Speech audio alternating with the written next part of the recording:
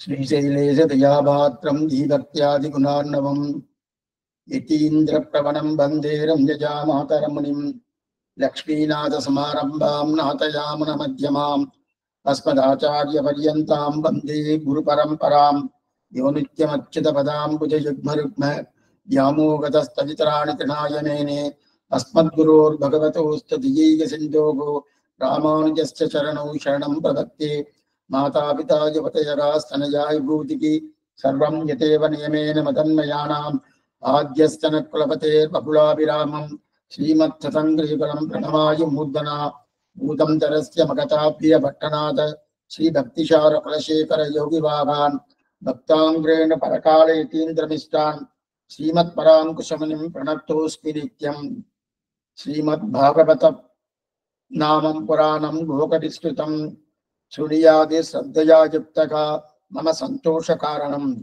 श्रीमद्भागवती वार्ता पुराणविदुर्लभा मेदिरे भगवद्रूपं शास्त्रं भागवतं कलौ यत्र यत्र चतुर्वक्त श्रीमद्भागवतं वेदेते गच्छामि तत्र तत्राहं गौह्यता तदवत्सलां निगलकल्पतरोर्कलितं पिपलं सुखमुदादि अमृतत्रयसंयुतं पिबत भागवतं रसमालयं गुरोर्भो रसिका गुरुर्भावका इतिहासपुराणाभ्यां वेदं सोमब्रह्मयेति विवेत्कल्पश्रुता वेदागा मामयं प्रतिशिष्यति கண்ணன்கடலிலை நன்னும் மனமுடையீர் என்னும் திருநாமம் தின்னம் நாரணமே வசுதேவ சுதம் தேவம் கம்சச்சானுகுரமர்தனம் தேவகி பரமானந்தம் கிருஷ்ணம் வந்தே ஜெகத்குரும்.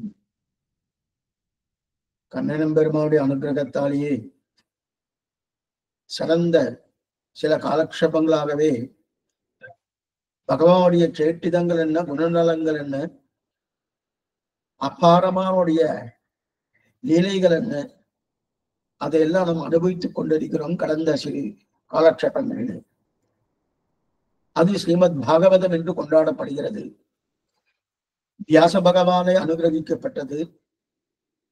அவருடைய திருக்குமாரராக இருக்கக்கூடிய சுக்கராச்சாரியர் அதை நன்றாக பிரச்சாரப்படுத்தினார், பிரபலப்படுத்தினார். எல்லோருக்கும் தான் சென்று சென்று உபதேசம் பண்ணார். அந்த உபதேசத்தில் ஒரு உபதேசம்தான் பரீட்சித்து மகாராஜாவுக்கு தான் 7 நாட்கள் அந்த ஸ்ரீமத் பாகவதத்தை சொல்லக்கூடிய ஒரு தன்மையை அனுபவித்துக் கொண்டிருக்கிறோம். ஆச்சரியமான அனுபவம். அதிலே இன்றைய தினம் அந்த ஸ்ரீமத் பாகவதம் என்பது சாக்திமறை கிரமத்திலே அமைக்கப்பட்டுள்ளது கண்ணனுடைய அனுகிரகத்தாலே. ஆனால் அவ்வளவுதானா சுவாமி, பாகவதம் இருக்குன்னா இன்னும் நிறைய இருக்கு. நமக்கு நேரம் இல்லை, நமக்கு ஞானம் இல்லை, நமக்கு அதுக்குண்டான அவகாசம் நமக்கு எடுத்து கொள்ளவில்லை. நாம் அதனாலேயே ஏதோ சிறிதளவு அனுபவிக்க வேண்டும். பெரிய சமுத்திரம், அந்த சமுத்திரத்துக்குள்ள போய் அப்படியே குளிச்சு வர முடியுமான்னா சிரமம்தான். சமுத்திரத்தின் கரையில நின்று கொண்டு அந்த சமுத்திரத்தின் அலைகள் எப்படி இருக்கு, அந்த சமுத்திரம் எப்படி நீண்டு இருக்கு, அந்த சமுத்திரம் எப்படி ஆழமா இருக்கு அப்படின்னு உணர முடியறது, பார்க்க முடியாது. அது பூர்த்தியா அதுக்குள்ள இருக்கக்கூடிய அனுபவம் நமக்கு பூர்ணமா பெற்றோமா என்றால் பெறவில்லை. கண்ணன் என்கிற சமுத்திரம் பெரிய சமுத்திரம், ஆச்சரியமான சமுத்திரம். அந்த சமுத்திரத்தை குளிக்க வேண்டும் என்றால் ஆழ்வார்களாலே முடியவில்லை என்று சொன்னார்கள். அப்படி இருக்கச்சேதே நம்மால என்ன பண்ண முடியும்? ஏதோ கரையில நின்று கொண்டு பார்க்கலாம், அவ்வளவே. அதைத்தான் இத்தனை நாளா பண்ணியிருக்கும். அப்படிப்பட்ட ஆச்சரியமான அந்த ஸ்ரீமத் பாகவதம் என்பது சாக்திமறை கிரமத்திலே இன்றோடு இது முடிவடையக்கூடிய தன்மையிலே பகவான் அனுகிரகம் பண்ணினார். அவருடைய அனுகிரகத்தை முன்னிட்டு கொண்டு நேற்றைய காலக்ஷேபத்திலே 11 ஸ்கந்தங்கள் முடிவாயிடுச்சு. இன்னைக்கு 12வது ஸ்கந்தம் சுருக்கமா பார்க்க போறோம். ஆனால் இதுல ஏற்கனவே ருக்மணி விவாகம் என்று சொல்லக்கூடிய ருக்மணி திருக்கல்யாணம் என்பது ஏற்கனவே சொல்லப்பட்டது. ஆனா அடியன் தெரிவிக்கல ஒண்ணும். அது மங்களகரமாக இருக்க வேண்டும் என்கிற ஒரு நிலையிலே நம்முடைய பூர்வாச்சாரியர்கள் ஸ்ரீமத் பாகவதம் புராணம் காலக்ஷேபம் உபன்யாசம்னு சொன்னாலே அது முன்னாடி ருக்மிணி திருக்கல்யாணம் சொல்லப்பட்டிருந்தாலும் மங்களகரமாக முடிக்க வேண்டும் என்பதற்காகவே அந்த கல்யாணத்தை சொல்லி முடிக்கக்கூடிய வழக்கத்தை நம்முடைய முன்னோர்கள் வைத்துக் கொண்டிருக்கிறார்கள். அதன் பிரகாரமே நாமும் செய்யலாம் என்று திருவுள்ளத்தோடு இப்பொழுது நேற்றைய காலட்சேபம் 11வது ஸ்கந்தம் வரைக்கும் பார்த்துப்போம். அப்படி என்றால் அந்த 11வது ஸ்கந்தத்தின் கடைசியிலே எது மகாராஜாவுக்கும் அவதூத சன்யாவுக்கு நடந்த ஒரு சம்வாதம். அந்த சம்வாதத்தை உத்தவருக்கு கண்ணன் பெருமான் உபதேசிக்கிறார். உத்தவர் பிரார்த்திக்கிறார், கிருஷ்ணா நீ இல்லை என்றால் நான் இல்லை, எங்களை எல்லாம் விட்டு போகிறான்னு சொல்கிறாயே, எங்களால் தாங்க முடியாது, நாங்கள் இருக்க முடியாது என்பதை பிரார்த்திக்க அப்பொழுது நிறைய உபதேசம் செய்கிறார். அது மட்டுமல்ல, உனக்கு இந்தந்த நிலைகளோடு இந்தந்த நிலைகளோடு இந்தந்த வைராக்கியம் இருக்க வேண்டும். கண்ணா உன்னை சேவிப்பதில் வைராக்கியமானா, என்னை சேவிப்பதில் வைராக்கியம் அதை சொல்ல வரல, நான் இருந்தால்தான் என்னை சேவிக்க முடியுங்கிற தன்மையை விட்டுட்டு எங்கிருந்தாலும் என்னுடைய நினைவோடு இரு, தியானம் பண்ணிட்டு இருக்க வேண்டும் அப்படின்னு சொல்லி கந்தமாத பர்வதம் என்று சொல்லக்கூடிய பத்ரிகாசிரமத்துக்கு சென்று அங்கேயே சில நாள் இருந்து கொண்டு அங்கே நீ தானித்து பண்ணி கொண்டு மேற்கொண்டு என்னையே வந்து அடைவான்னு தெரிவித்தார். அது வரைக்கும் நேற்று இதனிலை பார்த்துட்டோம். அதுக்கப்புறம் கண்ணன் பெருமான் தான் சேவை கொண்டு புறப்படக்கூடிய ஒரு நிலை, ராபாச கஷேத்திரம்ங்கிற கஷேத்திரம். அந்த கஷேத்திரத்துக்கு தான் சென்று அங்க தன்னுடைய தேவரோட்டியாக இருக்கக்கூடிய தாருகன், அந்த தாருகனை வரவழைத்து, தாருகா இனிமே துவாரகையில் யாரும் இருக்க வேண்டாம், என்ன சமுத்திரம் வந்து சொல்லப்போகிறது, அடி நான் கிளம்பி போக போகிறேன், நான் கிளம்பினேன் என்றாலே சமுத்திரத்தால் சூழப்பட்டுவிடும் துவாரகையில், மேற்கொண்டு கலிகாலம் பிறக்க போறது, அதனால நீங்க எல்லாம் ஜாகிரதையா இருங்கோ, அங்கிருந்து கிளம்பி வந்துருங்கன்னு இந்த வார்த்தையை சொல்லி, அப்ப கண்ணன் கிளம்பும் போது ஆடியட சங்கும் வில்லுமிட திசவாடியட தண்டும்பாலுமிட அண்டம்மோடையட முடிக்காதமட அப்பன் கூடியட உலகம் கொண்டவாரன்னு சொல்லி திருவாடி என்ன, திருச்சக்கரங்கள் என்ன, திருத்தேர் என்ன, அவருடைய கதை என்ன, வாள் என்ன, கத்தி என்ன, ஒவ்வொன்றும் மேல கிளம்பி போயிட்டே இருக்கு. எல்லாத்தையும் யாருக்கும் பாக்குறான், பயந்துட்டான். பயந்து போய் ஓ இது என்ன இப்படி போயிட்டு இருக்கேன்னு புறப்பட்டு போறதா அதை பண்ணிட்டு இருக்கான். வைகுண்டேட்ட பரையலோகே ஸ்ரீயாசாத்தம் ஜெகத்பதி ஆத்யே விஷ்ணு சிஞ்சாத்மா பக்தேகி பாகவதேஸ்வரான்னு கண்ணன் பெருமான் புறப்பட்டு போகும்போது ஒருத்தரும் கிடையாது, யாருமே பார்க்கல. அவதாரம் பண்ணும் போதும் யாரும் பார்க்கல, இங்கிருந்து கிளம்பி ஸ்ரீவைகுண்டம் போகும்போது யாரும் பார்க்கல. கிட்டத்தட்ட 125 வருஷங்கள் யாரா பார்த்தாலும் ஒருத்தரும் பார்க்கல. ஆனா ராமனுக்கு அப்படியே நேரெதிர். நேற்றுக்கே இதை பார்த்தோம். வரக்கட்சே அத்தனை வசிஷ்டாராரிகள் முதற்கொண்டு அந்த பௌர ஜனங்கள், அயோத்தியா பௌர ஜனங்கள் அத்தனை பேரும் ஒரே கொண்டாட்டம். அதற்கு கிளம்பி போகும்போது புற்பா முதலா புல்லுரும்பாதி ஒன்றின்றியே நட்பால் அயோத்தியில் வாழும் சராசரம் முற்றவன் நட்பாலு குய்த்தன நான்மகனார் பெற்ற நாட்டுலேன்னு சொல்லி அங்க இருக்கக்கூடிய புல் என்ன, பூங்கென்ன, மற்றும் உண்டான ஜந்துக்கள் என்ன, மரம் செடி கொடி அத்தனையும் எல்லாரையும் அழிச்சுட்டு போயிட்டா ஸ்ரீவைகுண்டத்துக்கு. அது தெரியுது. அதுதான் அன்பு சராசரங்களை வைகுண்டத்தேற்றின்னு தெரிவிக்கிறார். இது கண்ணனுக்கு நேரெதிர் ராமன் அப்படின்னாரு.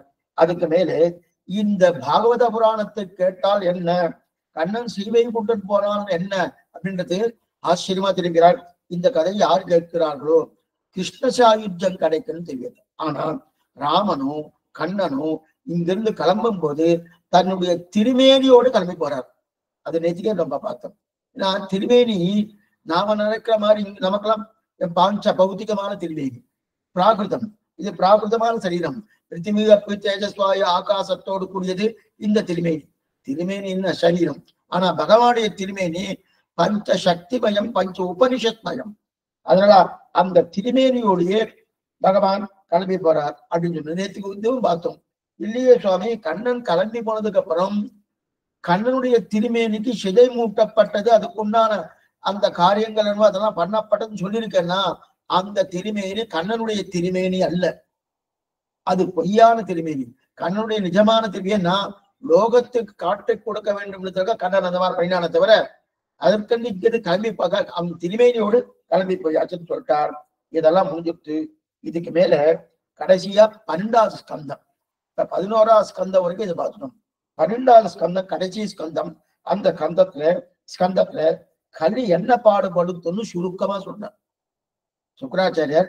கலி என்ன பாடுபடுத்தும்னு சுருக்கமா சொல்றார். ஏன்னா இது மட்டும்தான் நமக்கு தெரிஞ்ச விஷயம்.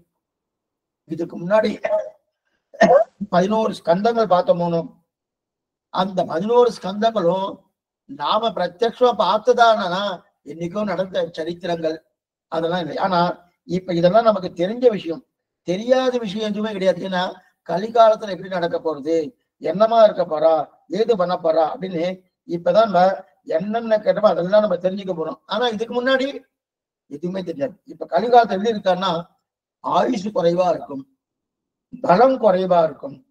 அது மட்டும் நினைவு ஆற்றல், ஞாபக சக்தி இருக்கு இல்லையா, அந்த நினைவு ஆற்றல் அதுவெல்லாம குறைஞ்சு போயிடும். ஆயுஷும் குறையிறது இல்லையே சுவாமி. வேதம் நூல் பிராயம் நூறுன்னு சொல்லியிருக்க, அப்ப 100 வயசு மறக்காதானா? இருக்காது.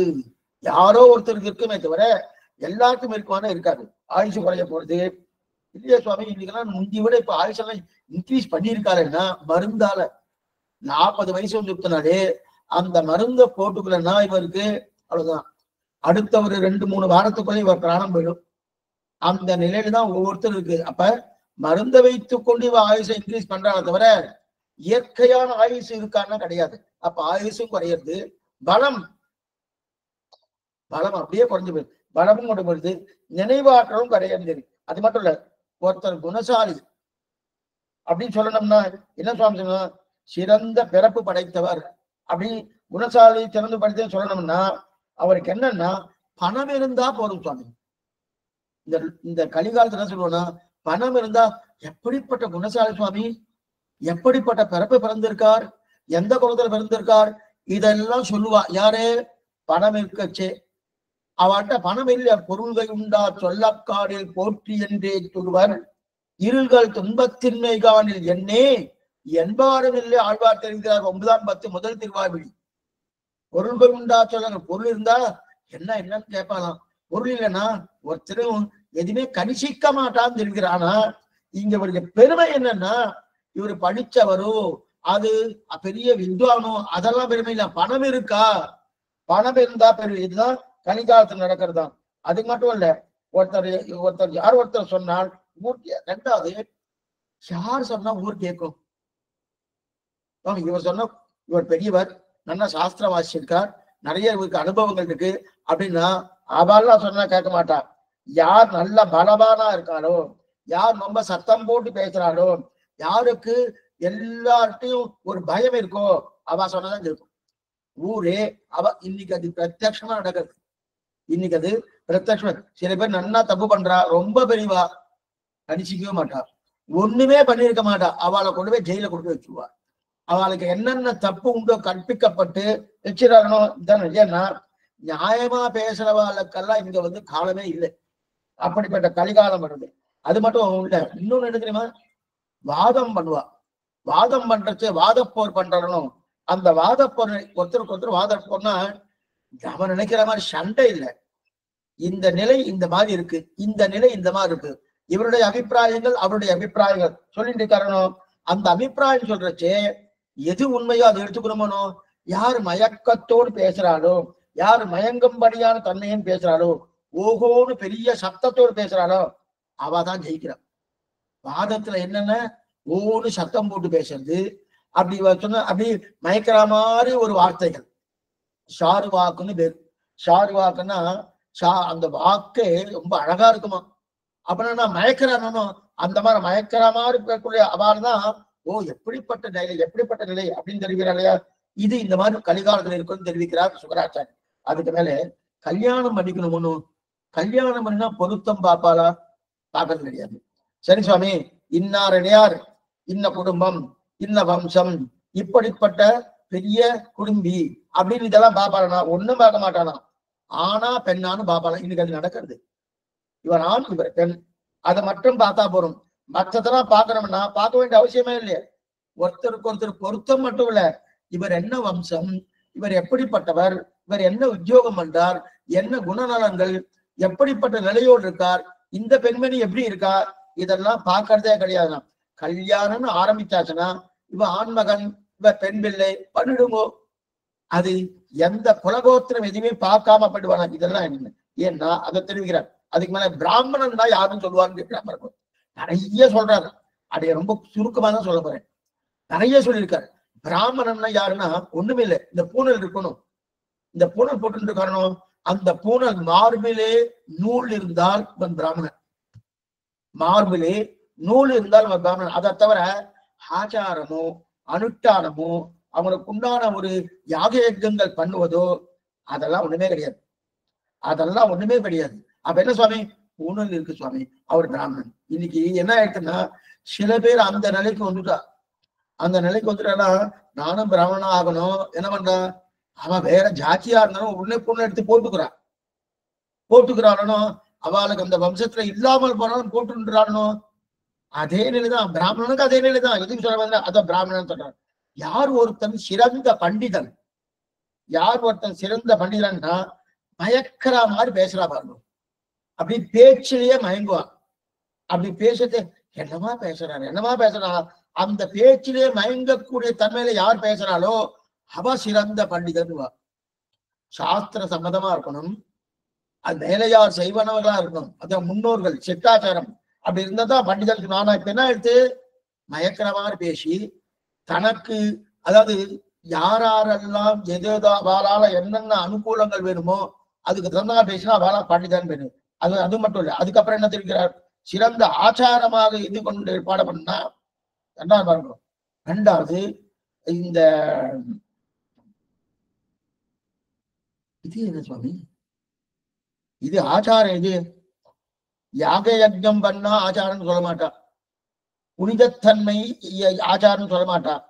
என்ன சுவாமி ஆச்சாரம், அக்னிஹோத்திரம் பண்றது, தபஸ் பண்றது, யாக யஜ்ஞங்கள் பண்றது, இதெல்லாம் பண்ணா ஆச்சாரமா இருந்து கொண்டாடப்படும் சொல்ல மாட்டா. என்ன சுவாமி, குளிச்சுட்டு வந்தா ரொம்ப ஆச்சாரமா இருக்கா சுவாமி, குளிச்சுட்டு வந்தாலே போதும்.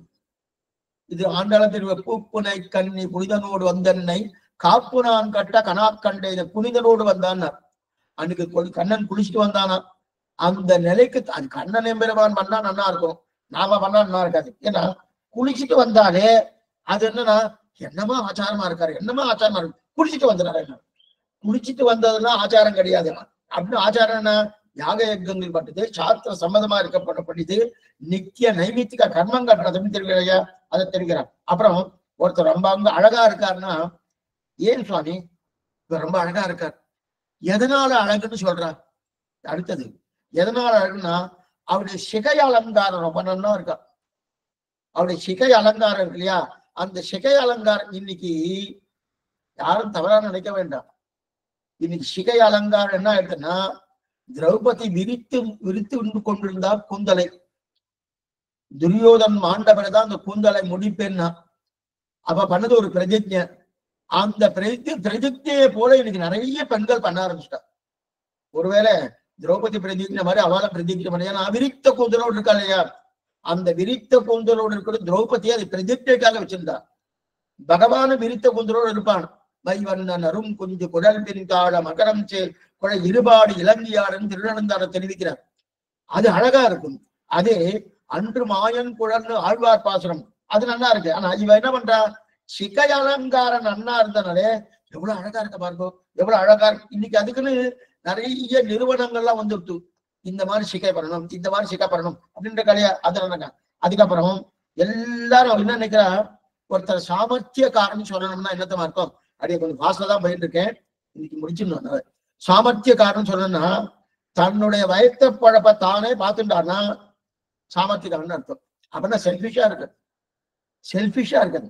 தன் வயத்தை தான் பார்த்துன்னா வச்சுக்கேன், ரொம்ப சாமர்த்தியம் சுவாமி, ரொம்ப சாமர்த்தியம் சுவாமி அப்படின்னு சொல்றா இல்லையா, அதான் தெரிவிக்கிறாரு. அதுக்கு மேல சரி சுவாமி இவர் எதுக்கு சுவாமி கோயில்ல நிறைய கைங்கரியம் பண்றாரு, நிறைய ரொம்ப நல்லவரை போட்டிருக்கு, கோயில இந்த கைங்கரியம் பண்றாரு, அந்த கைங்கரியம் பண்றாரு, இந்த உபயம் பண்றாருன்னா ஒண்ணுமில்ல சுவாமி, அவருக்கு பேர் வரணும். ஒவ்வொரு உபயம் பண்ணும் போது அந்தந்த பத்திரிகை கீழே இன்னாருடைய உபயம் போட்டுக்கணும். அந்த போட்டுண்டு அவர் தர்மம் பண்றதுக்காக அதெல்லாம் பண்ணல, பகவத் கைங்கரியம் பண்றதுக்காக பண்ணல. ஓ இன்னார் கோயில்ல அந்த கைங்கரியம் பண்ணார் அப்படின்னு 4 பேர் பேசணுமோனோ அந்த பேசுவதற்காக அப்படின்னு தெரிஞ்சுட்டு இருக்காரு.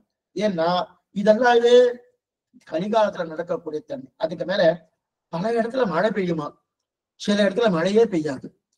பல இடத்துல மழை பெஞ்சு அப்படியே ஒவ்வொரு வெள்ளமா ஓடிண்டே இருக்கும். சில இடத்துல பஞ்சம் தலைவிரித்து ஆடக்கூடிய ஒரு தன்மை இருக்கும். அப்படியே பஞ்சமாரம் மழையே இருக்காது, ஒண்ணுமே இருக்காது. இல்லையா? எதுக்கு இந்த மாதிரினா ஒவ்வொரு மாநிலமா பார்க்கச்சே, எத்தனை மாநிலங்கள் நம்ம பாரத தேசத்துல இருக்கு, அது பார்க்கச்சே தண்ணீர் பற்றாக்குறை வருமா. இது சொல்றது சுக்ராச்சாரியர். தண்ணீர் பற்றாக்குறை, தண்ணீர் குறைச்சலே கிடையாது. ஆனா அந்த தண்ணீர் பற்றாக்குறை இது எதனால வருதுன்னா, நாம் பண்ணக்கூடிய காரியத்தாலே அப்படிப்பட்ட துஷ்ட நிலையில் நிமித்தம் ஏற்படுறது. தண்ணீர் பற்றாக்குறை வரும். 2வது, இன்னொரு இடத்துல அதீதமான தண்ணீர், வெள்ளப்பெருக்கு போயிட்டு இதெல்லாம் போயிடுவோம். ஆக இப்படிப்பட்ட கலிகாலம் முற்ற என்ன ஆகுன்னா, பகவான் தான் அவதாரம் பண்ணுவதற்குண்டான ஒரு யுக்தியை கையாளுறான். கலிகாலம் முற்ற மட்டும் தானே பிறக்கிறான். கலிகாலத்தின் இறுதியிலேயே கல்கி அவதாரம் பகவான் எடுக்கிறான். எப்படி எடுக்கிறான்னா, சம்பளம் என்கிற கிராமம், அந்த சம்பளம் என்கிற கிராமத்துல ஒரு பிராமணன், அவர் தான் அந்த கிராமத்துக்கு தலைவர். சம்பளம் என்கிற கிராமத்துக்கு ஒரு பிராமணன் தலைவன்.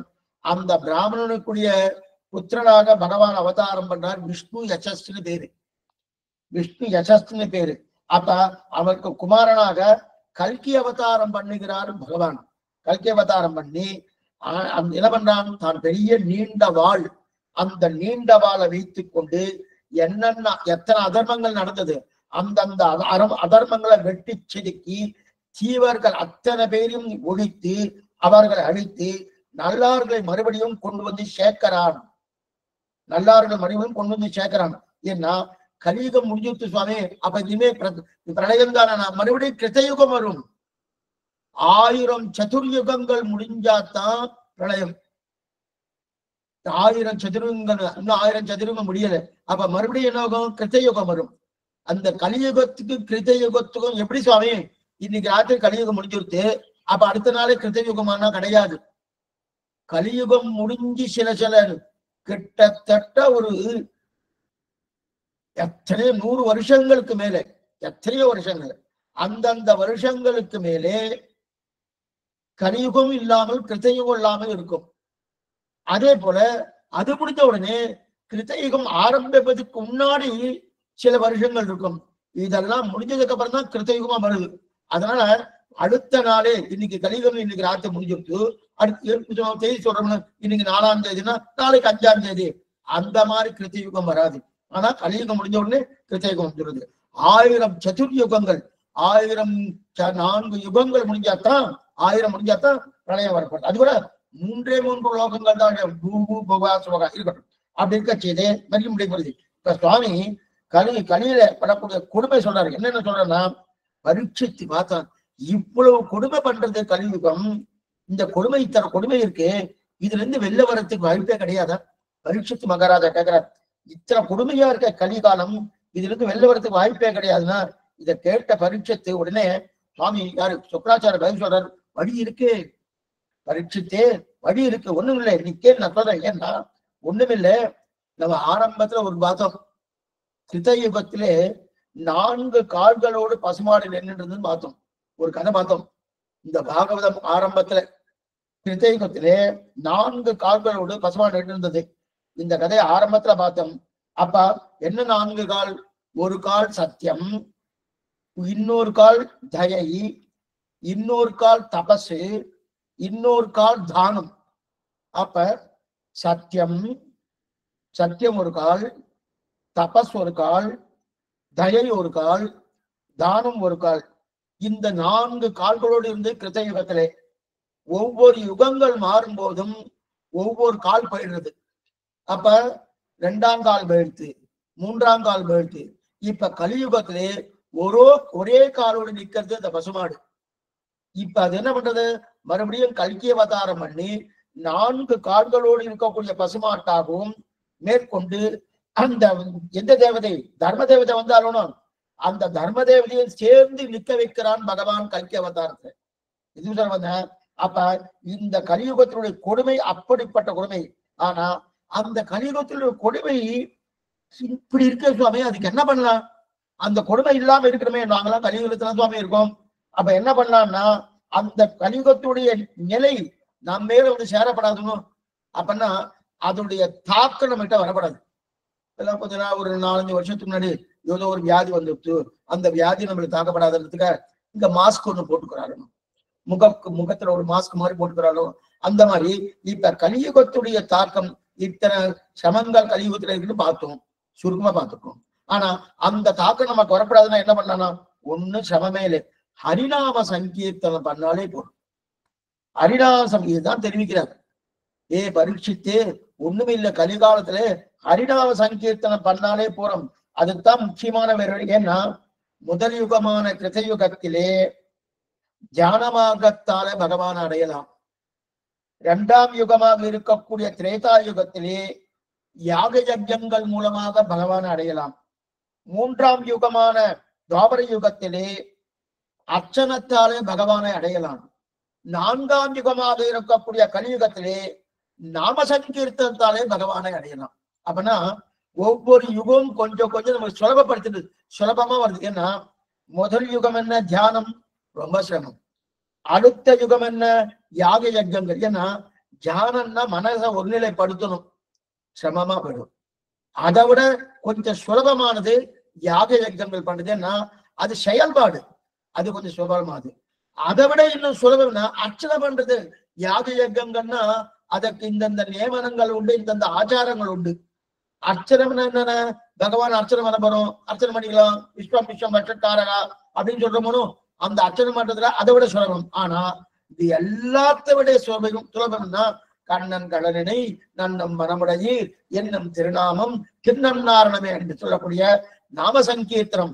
அந்த நாம சங்கீர்த்தனத்தாலே கலியுகத்தில மேன்மை அடையலாம் தெரிவிக்கிறார். ஆக விடாம பகவன் நாமத்தை சொல்லு, அதுதான் உனக்கு நன்மை கொடுக்குன்னு அப்படின்னு தெரிவிக்கிறார். இது வரைக்கும் முடிச்சுட்டார். அதுக்கப்புறம் 4 விதமான பிரளயங்கள். என்னென்ன பிரளயங்கள்? ஆத்தியந்திக பிரளயம், நைமித்திக பிரளயம், நித்திய பிரளயம், பிராகிருத பிரளயம் என்று சொல்லக்கூடிய 4 விதமான பிரளயங்களையும் சுக்கராச்சாரி பரீட்சித்துக்கு மகராஜ் தெரிவிக்கிறார். அதுக்கு மேலே, பரீட்சித்தே, இப்ப நான் 7 நாட்கள் உனக்கு கெடு விதிச்சிருக்கியா, அந்த 7 நாட்கள் நான் முடிய போறது.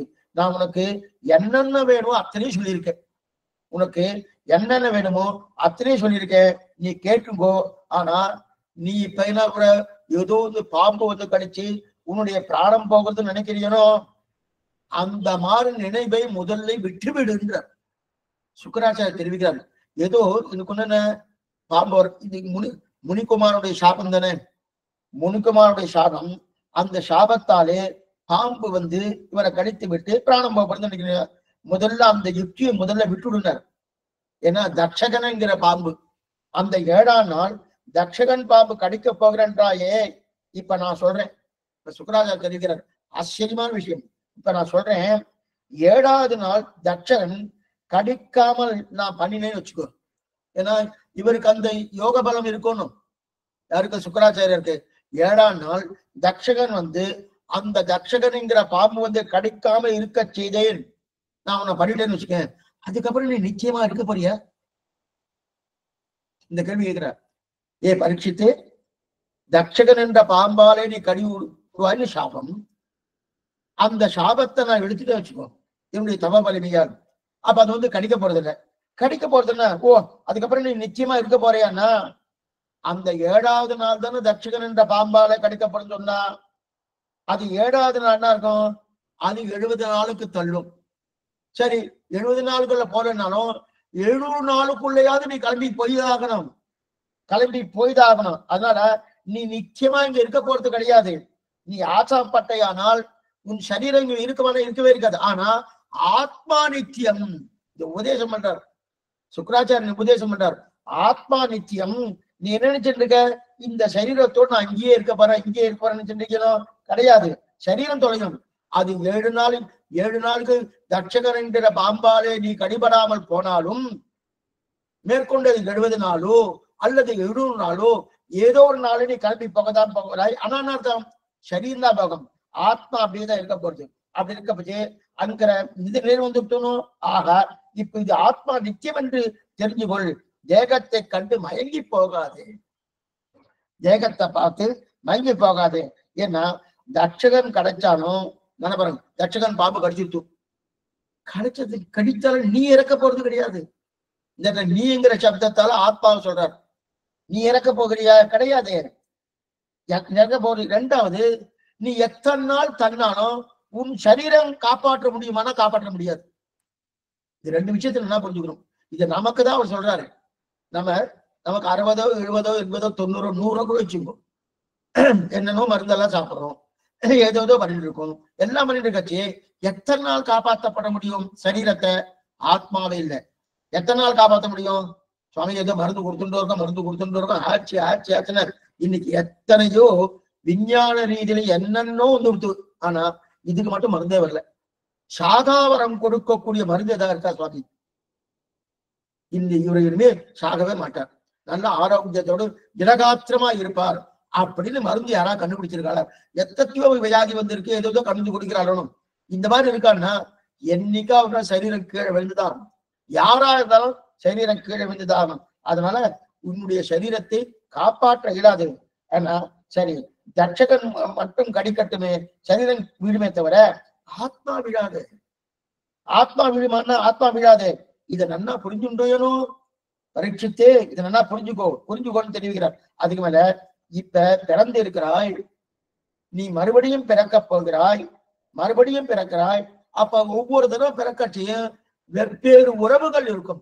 இப்ப இருக்கக்கூடிய உறவு வேறு, அப்ப இருக்கக்கூடிய உறவு வேறு, அப்படி இருக்கக்கூடிய உறவு வேறு. ஆனா அந்த உறவை சொல்வேன், நண்பர்களை சொல்வேன், எல்லாம் சொல்லுவேன். ஆனா இது இத்தனை நீ ஆனா நீ இல்லை, இது இத்தனை நீ ஆனா நீ இல்லை. நீ என்பது ஆத்மா, நீ சரீரம் அல்ல. பரீட்சத்துக்கு தெரிவிக்கிறார் சுக்கராச்சாரியர். நீ என்பது ஆத்மா, நீ சரீரம் அல்ல. ஏன்னா அப்பனா நீ சரீரம் இருந்தானா இப்ப விழுத்த. அப்ப ஆத்மா என்ன?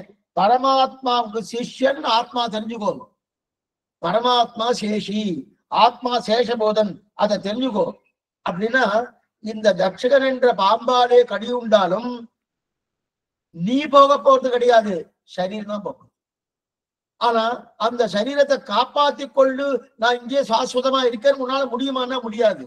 சரீரம் என்னைக்கா தொலைத்துதான் ஆகும். ஆனா ஆத்மா தொலைய போறது கிடையாது. அந்த ஆத்ம உஜ்ஜீவனத்துக்கு தான் சொல்லிட்டு இருக்கேன், கிருஷ்ணாம ஸ்மரணத்தை பண்ணு அப்படின்னு தெரிவிக்கிறார். அது மட்டும் இல்ல, இதுக்கு ஒரு எக்ஸாம்பிள் வேற சொல்றார். சொப்னத்துல நாமே நம்முடைய தலையை வெட்டிட்டு ஒரு சப்னம் வந்துட்டு. ஏன்னா ராவணாசுரன் அப்படிதான் பண்ணினான். 10 தடவை தலையை அறுத்து போட்டான். அதனால 10 தலை ராவணன்னு பேரு, யாகம் பண்றச்சு. அந்த மாதிரி தலையை அறுத்துட்டோம் வச்சுக்கேன், சொப்னத்தை வந்துட்டு கனவுல காத்தால எழுந்து தலை இருக்கா இல்லையா பார்த்து போங்கன்னு நல்லா. அதே போல சொப்னத்துல வந்தா போல இப்ப உயிரோடு தானே இருக்கேன், ஒண்ணுமே இல்லையே. எழுந்து பார்த்தா தலைவெல்லாம் போயிடுதான்னு பாக்குறமான இல்லையே. அந்த சொப்னத்துல வந்தா போல. ஏன்னா ஒருவேளை முனிகுமாரன் இருக்கானோ, அவன் தான் உனக்கு சாபம் கொடுத்தான், தட்சகன் என்ற பாம்பாலே கடிக்கணும்னு. ஒருவேளை அந்த பாம்பு உன்னை கடிக்கலன்னு வச்சுப்போ, அந்த பாம்பு உன்னை கடிக்கலன்னு வச்சிருந்தா நீ தச்சிட்டீங்கன்னா இப்படியே மறுபடியும் 70 ஆண்டுகளுக்கு மேல இப்படியே இருக்க போறியான்னா கிடையாது. மறுபடியும் ஏதாவது ஒரு வியாஜத்தை கொண்டு உன்னுடைய சரீரம் கீழ் விழதான் போறது. இதைத்தான் கண்ணன் தெரிவிக்கிறான் கீதையில. என்னைக்காவது நான் சரீரம் கீழ் விழதான் போறது, அதை நீ தெரிஞ்சுக்கோ அப்படின்னு. அப்பன்னா என்ன அர்த்தம்? நீ பிரம்மத்தின் அம்சம். நீ ஆத்மா, ஆத்மா பிரம்மத்தின். நீ பிறந்ததே பிரம்மத்தை அடைவதற்காக, பிரம்மத்துக்கு கைங்கரியம் பண்றதுக்காக. அப்படி இருக்க செய்து அப்ப உன்னுடைய லட்சியம் எது? ஆத்மாவுக்கு ஒரே லட்சியம் எது? பிரம்மத்தை அடைவது. ஆத்மாவுக்கு சாமான்யமா கணவன் மனைவி 2 பேரும் ஒருத்தருக்கு ஒருத்தர் புரிந்து கொண்டு அவளுக்கு விட்டு கொடுக்கணும், அவளுக்கு விட்டு கொடுக்கணும், கணவனை மனைவி பார்க்கணும், மனைவியை கனவை பார்க்கணும் சொல்றாளுன்னா ரொம்ப தவறு. 2 பேரும் சேர்ந்து ஒரே பிரம்மத்தை பார்க்கணும். ஏன்னா 2 பேருடைய குறிக்கோள் ஒன்றா இருக்கணும். 2 பேருடைய குறிக்கோள் வெவ்வேறா இருந்து வச்சுக்க. மனைவியுடைய குறிக்கோள் கணவனை பார்க்கறது, கணவனுடைய குறிக்கோள் மனைவியை பார்க்கறதுன்னா குறிக்கோளை மாறி போயிடுத்தேன். குறிக்கோள் மாறி போனாலே அது 9 தான் வரும். அப்ப ஒரே குறிக்கோள் என்ன? 2 பேர் சேர்ந்து பிரம்மத்தை ஆராய்ச்சி பண்றது, பிரம்மத்தை அடைவது. அந்த குறிக்கோளோடு இருந்ததுன்னா சரியா இருக்கு. அதைத்தான் இங்க தெரிவிக்கிறாரு சுக்கராச்சாரியார். யாருக்கு? ராஜாவுக்கு தெரிவிக்கிறார். இது பிரம்மத்தை அடைவதுதான் ஒரே லட்சியமா வச்சுக்கணும். அதான் அப்ப உனக்கு தெரிந்து கொள்ள வேண்டியது எல்லாம் தெரிஞ்சு சொல்லிட்டேன். இப்ப என்ன ஆயிடுச்சுன்னா, இனிமே தக்ஷகன் வந்து கடித்தாலும் உனக்கு எந்த விதமான ஆபத்தும் கிடையாது. ஏன்னா உன் சரீரம் தான் போகப்படுது, பிராணம் உன்னுடைய ஆத்மா அப்படிதான் இருக்கும், எந்த ஆபத்தும் கிடையாது. இப்ப நீ என்னென்னலாம் கேட்டையோ பரீட்சித்து மகாராஜாவே, நீ என்னெல்லாம் கேட்டையோ அநேகமா அதெல்லாம் சொல்லிட்டேன்னு நினைக்கிறேன். சுக்கராச்சாரியர் தெரிவிக்கிறார். அநேகமா அதெல்லாம் சொல்லிட்டேன்னு நினைக்கிறேன். இன்னும் ஏதாவது உனக்கு கேட்க ஆசை இருக்குன்னா சொல்லு, நான் சொல்லிட்டு நான் கிளம்புறேன். சுக்கராச்சாரியர், இன்னும் ஏதாவது உனக்கு சந்தேகம் இருக்கா, உனக்கு ஏதாவது ஆசை இருக்கா என்ன சொல்லு. ஏன்னா இந்த மாதிரி சொல்லி சொல்லி சொல்லி நிறுத்திட்டார் சுக்கராச்சாரியர். தன்னுடைய உபதேசம் நிறுத்தினார். பரீட்சித்து உள்ள கேட்டணும். 7 நாட்கள் கேட்டிருக்கான். கேட்டுக்கச்சு உடனே கையை கூப்பிடலாம். கையை கூப்பி பேசலாம் பரீட்சத்திலே. சுவாமியே, ஏ ரிஷியே, நான் சித்தி அடைந்தேன். எப்படிப்பட்ட சித்தி அடைந்தேன்? உம்மால் ஆச்சரியமான அனுகிரகத்தை பெற்றேன். உமக்கு நான் எப்படி நன்றி சொல்வதே தெரியல. என்னென்று செய்தேனோ, என்னெங்கில் திகழ்வதையே, உன்னை எப்படி நன்றி சொல்றதுன்னே தெரியல. ஒண்ணு புரிஞ்சுட்டேன். என்ன புரிஞ்சுட்டேன்னா, இந்த சரீரம் மரணம் அடைய போறதுனோ அதை பத்தி எனக்கு கவலையே இல்லை. இதுதான் முக்கியம். எல்லாமே நம்ம சம்பிரதாயம் தான். நம்முடைய சம்பிரதாயத்து ஏன்னா, ஒரு ஜீவாத்மா கிளம்புறாருனாலே ஆனந்தப்படணும். ஆனா எப்படி கிளம்புறாரு? சீவை குணம் கிளம்பினா அவர் திருப்பி மறுபடியும் பறக்கிறதுக்காக பண்ணான்னு பிரயோஜனம் இல்லை. அப்படி இருக்க செய்து இந்த சரீரம் மரணம் அடைய போறதுனோ அதை பத்தி எனக்கு கவலை இல்லையே. ஏன்னா ஆத்மா நித்தியம், சரீரம் விடுபட்டது, சரீரம் அனித்தியம் என்ன புரிஞ்சுட்டேன். அப்ப உன்னுடைய ஞானம் கலந்த உபதேசத்தாலே என்னுடைய அஜ்ஞானம் தொலைஞ்சது. அந்த பரீட்சித்து சுக்கராச்சாரிய பார்த்து தெரிகிறார். உன்னுடைய ஞானம் கலந்த இந்த ஞானத்தாலே உபதேசத்தாலே என்னுடைய அஜ்ஞானம் தொலைந்தது. இப்ப இருக்கு, நான் இருக்கணும். இப்ப என்ன ஆயிடுத்து? நன்னா எனக்கு ஞானம் வந்துடுத்து. பகல் கண்டேன், நாராயணனை கண்டேன். ஆழ்வார் தெரிவித்தா போல இந்த மாதிரி எனக்கு நன்னா ஞாபகம் வந்துட்டு. இனிமே பகவானுடைய திருவடியை நீ எனக்கு காட்டி கொடுத்தாய், எனக்கு அது போதும். இனி இதை பத்தி நான் கவலையே படல அப்படின்னு சொல்லி என்ன ஆயிடுத்து? அனைத்து ரிஷிகளும் அனைத்து ஜனங்களும் புடைசூட கங்கையாற்றங்கரைக்கு நேர பரீட்சித்த மகாராஜா போறார். கங்கையாற்றங்கரைக்கு போய் அங்க உபாசனம் இருந்து அங்கேயே நல்ல உபாசனம் பண்ணி 7ஆம் நாள் ராத்திரி தக்ஷகன் என்கிற பாம்பாலே வந்து கடித்து தான் அங்கிருந்து தன்னுடைய சரீரத்தை விட்டு விடுகிறார். ஆத்மா கிளம்பி போறதுன்னு இது வரைக்கும் தெரிஞ்சது. இது ஒரு பக்கம் இருக்கட்டும், இது அப்படியே நீங்க வச்சுக்கோ. இப்ப சுக்கராச்சாரிய விடைபெற்றுட்டார். யாரிடத்து? பரீட்சித்த மகாராஜன் 7 நாள் சொல்ல வேண்டிய சொல்லிட்ட விடைபெற்றுட்டார். ஆனா நான் சொன்னபடியெல்லாம் நீ பண்ணியே, நான் சொன்னபடியெல்லாம் நீ நல்லா தெரிஞ்சிட்டியே, எனக்கு திருப்தியா இருக்குன்னு அவரும் கிளம்பிட்டார். ஏன்னா இன்னைக்குமே காலக்ஷேபம் கேட்டாலோ இல்ல ஆச்சார உபதேசம் கேட்டாலோ அந்த சிஷ்யார் என்ன பண்ணுவார்னா, அந்த உபதேசத்துக்கு தகுந்தா போல ஒரு அனுஷ்டானத்தை காமிக்கணும். அது நடைமுறையிலேயாவது காட்டலாம், அல்லது வாய் வார்த்தையா காட்டலாம், அல்லது ஒரு நினைவாலையும் தெரிவிக்கலாம். எப்படி வேணா பண்ணலாம். அந்த நிலை பண்ணணும். இப்ப என்ன ஆயிடுத்து? சுக்கராச்சாரியர் பரம திருப்தி. ஓ, நான் சொன்னதெல்லாம் நன்னா புரிஞ்சுட்டேன், நன்னா உண்மையை புரிஞ்சு வச்சுட்டு இருக்கேன். அதனால நான் இங்க இருந்து கிளம்புறேன், உனக்கு நிறைய அனுகிரகம் பண்ணேன். இனிமே இத போல நிறைய பேர் உண்மையை தெரிஞ்சுக்காம இருக்காரோ. இப்ப நீ உண்மையை தெரிஞ்சுட்ட. ஆத்மா வேறு, சரீரம் வேறு. சரீரம் நித்தியம் கிடையாது, ஆத்மா நித்தியம். ஆத்மா உஜ்ஜீவனத்துக்காக பகவானுடைய தியானம் பண்ணும். இது நீ என்னன்னா புரிஞ்சுட்டியணும். இத போல எத்தனை பேர் இருக்கா ராஜன்னு. நான் கிளம்புறேன், அதனால நீர் உன் வழியை பார்த்து போல், நான் என் வழியை பார்க்கிறேன்னு சொல்லிட்டு அங்கிருந்து புறப்பட்டு கிளம்பிட்டேன். அங்கிருந்து எங்கிருந்து? பரீட்சித்து மகாராஜா இருக்கிறது இருந்து இருந்து கிளம்பிட்டார். இதுதான் சுக்கராச்சாரிய பெருமையே. இதுதான் என்ன பெருமைன்னா, இத்தனை நாள் சொன்னார் ஒண்ணும், இத்தனை நாள் சொன்ன ஒண்ணு. இப்ப நாம இருந்தா என்ன பண்ணுவோம்? சுவாமி 7 நாள்ல பாம்பு, தட்சகன் பாம்பு வரப்போறதான், கடிக்க போறதான். சரி, இத்தனை நாள் நல்லா காலட்சம் பண்ணும், உபதேசம் பண்ணும். சரி, புறப்பட்டு போறதுக்கு முன்னாடி நாம உள்ள இடத்துக்கு போறோம், வாஸ்தவம் தான். புறப்பட்டு போகிறதுக்கு முன்னாடி அந்த தட்சகன் பாம்பு எப்படி வரான், எப்படி கிடைக்கிறான், இவ பிராணம் எப்படி போறது, என்னமா அது, இதெல்லாம் பார்த்துட்டு போலாமே. கொஞ்ச நேரம் உட்கார்ந்து பார்த்துட்டு போகலாமே அப்படின்னு நினைப்போமோ, அதெல்லாம் பண்ணுவோம்னோ, அதெல்லாம் ஒண்ணுமே பண்ணல சுக்கராச்சாரியர். தான் வந்த காரியம் முடிஞ்சிட்டு, வந்த காரியம் முடிஞ்சுன்னு நான் சொன்ன விஷயத்தை நன்னாக புரிந்து கொண்டான் ராஜா. உண்மையை தெரிஞ்சுக்கிட்டான். அப்ப உண்மை தெரிஞ்சுக்கொண்டதுக்கு அப்புறம் இந்த மாதிரி உண்மையை தெரிஞ்சு கொள்ளாதவர்கள் இனி லோகத்துல எத்தனை பேர் இருப்பா, அவளுக்கெல்லாம் சொல்லணும். அதனால கிளம்பியே போயிட்டாரு. என்ன சுவாமி, தட்சகன் வந்து கடிக்கிறத பார்க்க வேண்டாமா, அவனுக்கு பிராண விட்டு போறது பார்க்க வேண்டாமா, அதை பத்தி ஒண்ணுமே கணிசிக்கவே இல்லை. இதுதான் சுக்கராச்சாரியுடைய பெருமை. என்னன்னா அவனுக்கு தெரியுமே சரீரம் விழ போறது, ஆத்மா கிளம்ப போறது, அதெல்லாம் தெரியுமானோ. அதனால அவர் நல்லா கிளம்பி போயிட்டார். என்னென்ன பார்க்கணும் எழுத மாட்டேலையா, அப்ப தெரியறதுனா தெரியுதா, அப்ப சரீரம் என்ன ஆகும்னா தெரிஞ்சு கொண்டு பிரயோஜனம் இல்லை. அப்ப ஆத்மா இருக்கிறாருனோ ஞானம் இருந்தா பாருங்க. அதன் பிறகு என்ன தெரியுமா, இப்ப தட்சகன் வந்து கடிச்சுட்டான். கடித்த உடனே இவருக்கும் பிராணம் எடுத்து பரீட்சித்த மகாராஜத்துக்கு இவருடைய புள்ள ஜனமேஜயன் பேர். பரீட்சித்த மகாராஜனுடைய புள்ள ஜனமேஜயன். அவனுக்கு அபாரமான கோபம். என்ன ஆயிடுச்சுன்னா, தன்னுடைய தகப்பனார் இந்த தட்சகன் பாம்பார இறந்து போயிட்டாரு இல்லையா, அதெல்லாம் என்ன பண்ணா, பெரிய எல்லா ரிஷிகளையும் கூப்பிட்டு என்ன பண்ணினான்னா சர்ப்பயாகம், பெரிய சர்ப்பயாகம் பண்ணினான். ஏன்னா லோகத்துல எங்கெங்கெல்லாம் பாம்புகள் உண்டோ அத்தனை பாம்பும் இந்த அக்னியில வந்து பிராணநாசம் ஆகணும், சரீர நாசம் ஆகணும் அப்படின்னு சொல்லிட்டு அந்த சர்ப்பயாகம் பண்ணா. பண்ணிட்டு இருக்கச்சு எல்லா பாம்பும் வந்து விழருது, யாகத்துல வந்து விழருது.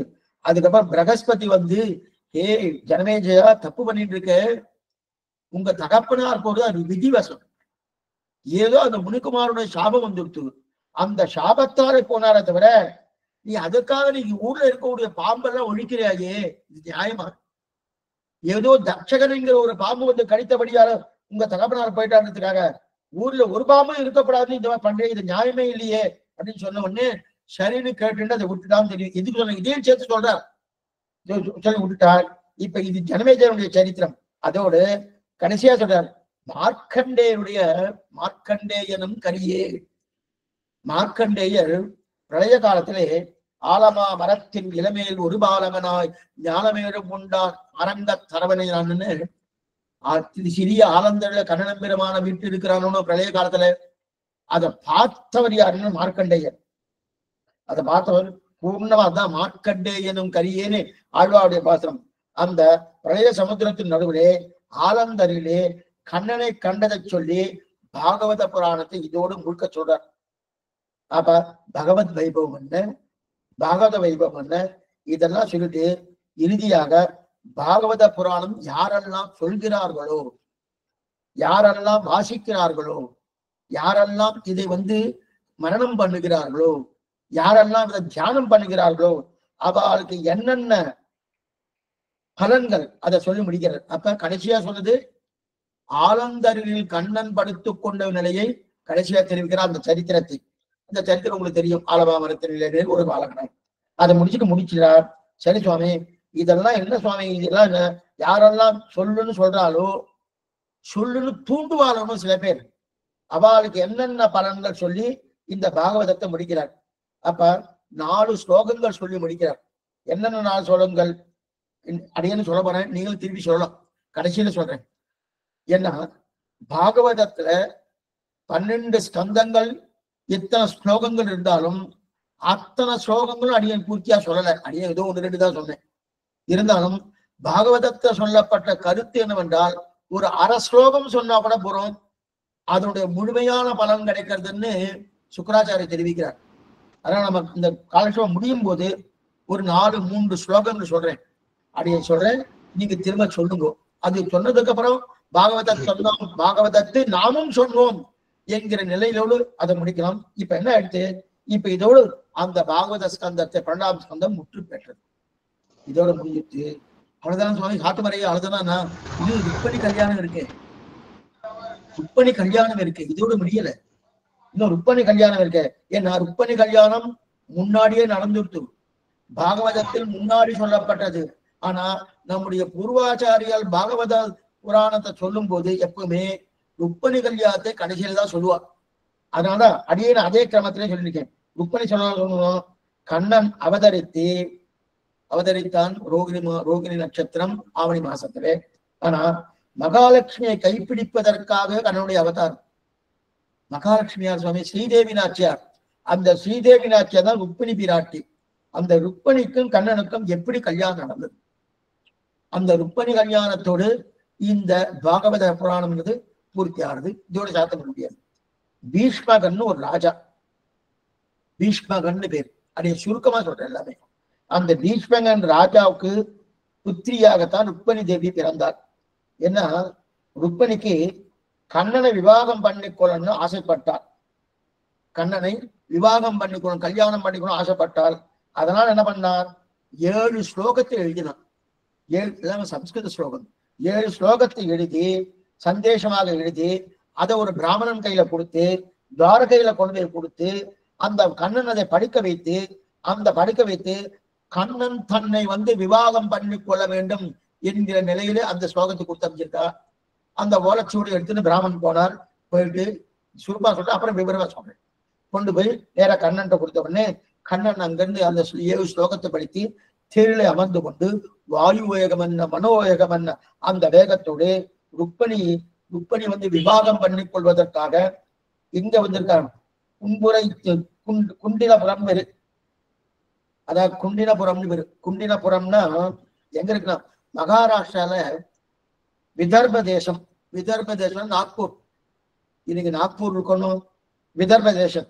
அந்த நாக்பூர்ல குண்டினபுரம்னு ஒரு இடம். அந்த நாக்பூர்ல குண்டினபுரம்னு அங்கதான் ருக்மிணி அங்கதான் இருக்கா. அங்கதான் யார் இருக்கார், இந்த ருக்மிணிய தகப்பனார் பீஷ்மகன், அவரும் அங்கதான் இருக்காரு. அந்த குண்டினபுரத்துக்கு ருக்மிணி இருக்கா. அங்க போய் அவரை போய் கல்யாணம் பண்றதுக்காக போறார். இப்ப துவாரகையிலிருந்து கண்ணனம்பெருமான கிளம்பி குண்டினபுரத்துக்கு போகணும். இதான் சரித்திரம் நடந்தது. இப்ப பீஷ்மகன் ராஜா. அந்த ராஜாக்கு இவர் விதர்ப தேசத்து மன்னன். எல்லாமே நாக்பூர்ல இருக்கு. விதர்ப தேசத்து மன்னன் இவர். அவனுக்கு கிட்டத்தட்ட 5 ஆண் குழந்தைகள், ஒரு பெண் குழந்தை. இந்த பீஷ்மகனுக்கு 5 ஆண் குழந்தைகள், ஒரு பெண் குழந்தை. அந்த ஒரு பெண் குழந்தை தான் ருக்மிணி தேவி. அந்த ஒன்பரை தான் மிக்ர தேவி பிறந்தா. இப்ப ருக்மிணி மெதுவா நாளொரு மேனி பொழுதொரு வண்ணமாக நல்லா வளர்ந்துட்டா. வளர்ந்த உடனே இந்த மாதிரி வந்துட்டு இருக்கச்சே இப்ப துவாரகையிலிருந்து சில பேர்லாம் இங்க விதர்ப தேசத்துக்கு வரா. விதர்ப தேசத்துல சில பேர்லாம் துவாரகைக்கு போறா. அநேகமா சில பேர்லாம் வித்வான்கள் போவா, சாஸ்திரம் வாசிவா போறா, எவ்வளவு போறாளோ. இங்கிருந்து அங்க போறா, அங்க இருக்கிறவா இங்க வரா. இது போறேன்னா பராசர பட்டர் அவர் ஸ்ரீரங்கத்துல இருக்கார். நஞ்சியர் என்று சொல்லக்கூடிய மாதவாச்சாரியர் திருநாராயணபுரத்துல இருக்கார். ஆனா திருவாராயணத்துல இருக்கக்கூடிய மாதவாச்சாரியர் என்று சொல்லக்கூடிய நஞ்சியர் பெரிய வித்வான், ஆனா அத்வைதி. அவரை திருத்தி நம்முடைய சம்பிரதாயத்துக்கு கொண்டு வரணும்ன்றதுக்காக தான் இங்கிருந்து பராசர பட்டத்திலிருந்து சில ஸ்ரீவைஷ்ணவெல்லாம் திருநாராயண போவா. அங்க போய் பராசர பட்டருடைய வைபவத்தை தான் சொல்லுவா. அங்க இருக்காலும் சில ஸ்ரீவைஷ்ணவெல்லாம் அங்க இருக்கவங்க என்ன பண்ணுவா, அங்க இருக்கக்கூடிய மாதவாச்சாரியர் என்று சொல்லக்கூடிய நஞ்சியர் வைபவம் அதெல்லாம் நேரா பராசர பட்டர் சொல்லுவா. சொன்ன உடனே இவரே நேரா பராசர பட்டரை போய் அவர் ஜெயிச்சுன்னு வந்தாருன்னு சரித்திரம். அதே போல இங்க துவாரகைகளிலிருந்து சில வித்வான்கள், சில பண்டிதர்கள் என்ன பண்ணுவா, நேரா குண்டினபுரத்துக்கு நேரா போய் ருக்மிணி கிட்ட கண்ணன் பெருமானுடைய வைபவம் என்ன, வைபவம் என்ன அழகு, அவருடைய சேட்டிதங்கள் என்ன, அதெல்லாம் பூர்ணமா சொல்றான். அங்கிருந்து இங்க வராலும், விதர்ப தேசத்துல இங்க வராலும் வரவாள் என்ன பண்றா, ருக்மிணி என்னமா அழகா இருக்கா, எத்தனை வைபவம் இருக்கு அப்படின்னு அதெல்லாம் சொல்லிட்டு இருக்காங்க. இதெல்லாம் ஒருத்தருக்கு சொல்லிட்டு இருக்காங்க வித்வான்கள், பக்தர்கள் சொல்லிட்டு இருக்காங்க. இப்படி பண்ணிட்டு இருப்பா. இப்ப ருக்மிணிக்கு வித்வானும் வந்திருக்கா. அதே போல துவாரகையிலிருந்து வித்வான் ருக்மிணிக்கு போயிருக்கா. கண்ணனின் அழகு, கண்ணனின் குணம், கண்ணனின் செல்வம், எல்லா பெருமையும் இந்த உபன்யாசம் மூலமா அவெல்லாம் ருக்மிணிக்கு எல்லாம் சொல்லிட்டு இருக்கா. சொல்ல சொல்ல சொல்ல ருக்மிணி பிராட்டிக்கு கண்ணன் மேல மிகவும் ஆசை ஏற்பட்டது, காதல் ஏற்பட்டது, அபாயம் ஏற்பட்டது. கல்யாணம் பண்ணி கொண்டால் கண்ணன் தான். மானிடவர்க்கென்று பேச்சுப்படையில் வாழகில்லேன் கண்டாய் மன்மதனே, இனி கல்யாணம் என்றால் கண்ணனோடு தான் இந்த நிலையில இருந்தார். இந்த நிலையில இருக்க செய்து, ஆனா நிலையில இருக்க செய்து பண்ணிட்டாளா சுவாமினா, பண்ணலைன்னா பிராணம் போயிடும். அந்த நிலைக்கு வந்துட்டா. அப்படி வந்துட்டானா, கண்ணனைத்தான் கைப்பிடிப்பேன், கண்ணனுக்குத்தான் ஆட்படுவேன், உந்தன்னோடு உற்றுமையாவும் உனக்கே நாம் ஆட்சேபம் என்கிற நிலையோடு உறுதியோடு இருந்தார் ருக்மணி பிராட்டி. கண்ணனுக்கு ஏற்ற பாரியா நான் தான் இவரை நினைக்கிறார். ருக்மணி பிராட்டி நினைக்கிறார் கண்ணனுக்கு ஏற்ற பாரியான். ஏன்னா எல்லா விதத்திலுமே கண்ணனுக்கு தகுந்த ஞானம், கண்ணனுக்கு தகுந்த அனுஷ்டானம், கண்ணனுக்கு தகுந்த இருக்கக்கூடிய அவனுக்கு இருக்கக்கூடிய வீர தீர செயல்கள்லாம் என்னிடத்துல இருக்கு. எல்லாம் அதுக்கு தகுந்தாப்பா இருக்கணும். அவனுடைய பண்பாடு என்ன, அவனுடைய கலாச்சாரம் என்ன, அந்த கலாச்சாரத்தை கூட நானும் இருக்கேன். அவனுக்கு இருக்கக்கூடிய செல்வம், அதே செல்வமும் எங்கிட்ட இருக்கு. எது ஆகட்டும், அழகில இருக்கட்டும், கருணையில இருக்கட்டும், எல்லா விதத்திலுமே நாம் தான் அவனுக்கு என்கிற நிலையோடு ருக்மணி பிராட்டி இருந்தா. ஆனா கண்ணனுக்கு ருக்மணியுடைய காதல் இருக்கும் ஊர் மக்கள் எல்லாம் ரொம்ப விரும்பினார். கண்ணனுக்கும் ருக்மணிக்கும் காதல் இருக்குன்னு எல்லா ஊர் மக்கள் எல்லாம் நல்லா விரும்பிதான் இருந்திருந்தா. ஆனா இது ஊர்க்காராலும் விரும்பி இருக்கா கண்ணனுக்கும் ருக்மணிக்கு தான் கல்யாணம் ஆகணும்னு. ராஜா பீஷ்மகன் அவரும் விரும்பியிருந்தார் கண்ணனுக்கும் ருக்மணிக்கு தான் கல்யாணம். ஆனா இந்த பீஷ்மகனுடைய புள்ள, அவருடைய புள்ள அப்பனா ருக்மணி பிராட்டியுடைய சகோதரன், ருக்மணி பிராட்டியுடைய சகோதரன் ருக்மின்னு பேரு, ருக்மின்னு பேரு. அந்த சகோதரன் அண்ணன்னு பேரு. அந்த அண்ணனான ருக்மிக்கு என்னன்னா கண்ணனை பிடிக்கல, ருக்மணி பிராட்டியை சிசுபாலனுக்கு கொடுக்கணும்னு அவன் ஏற்பாடு பண்றான்.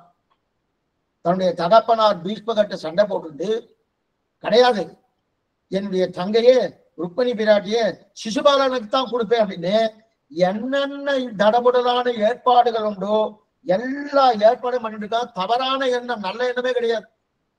அந்த ருக்மிக்கு நல்ல எண்ணமே கிடையாது. இதை பார்த்துட்டு இருக்கான். அது என்ன, சிசுபாலனோட கல்யாணத்துக்கு உண்டான ஏற்பாடுகள் என்னோ அதெல்லாம் நடந்துட்டே இருக்கு.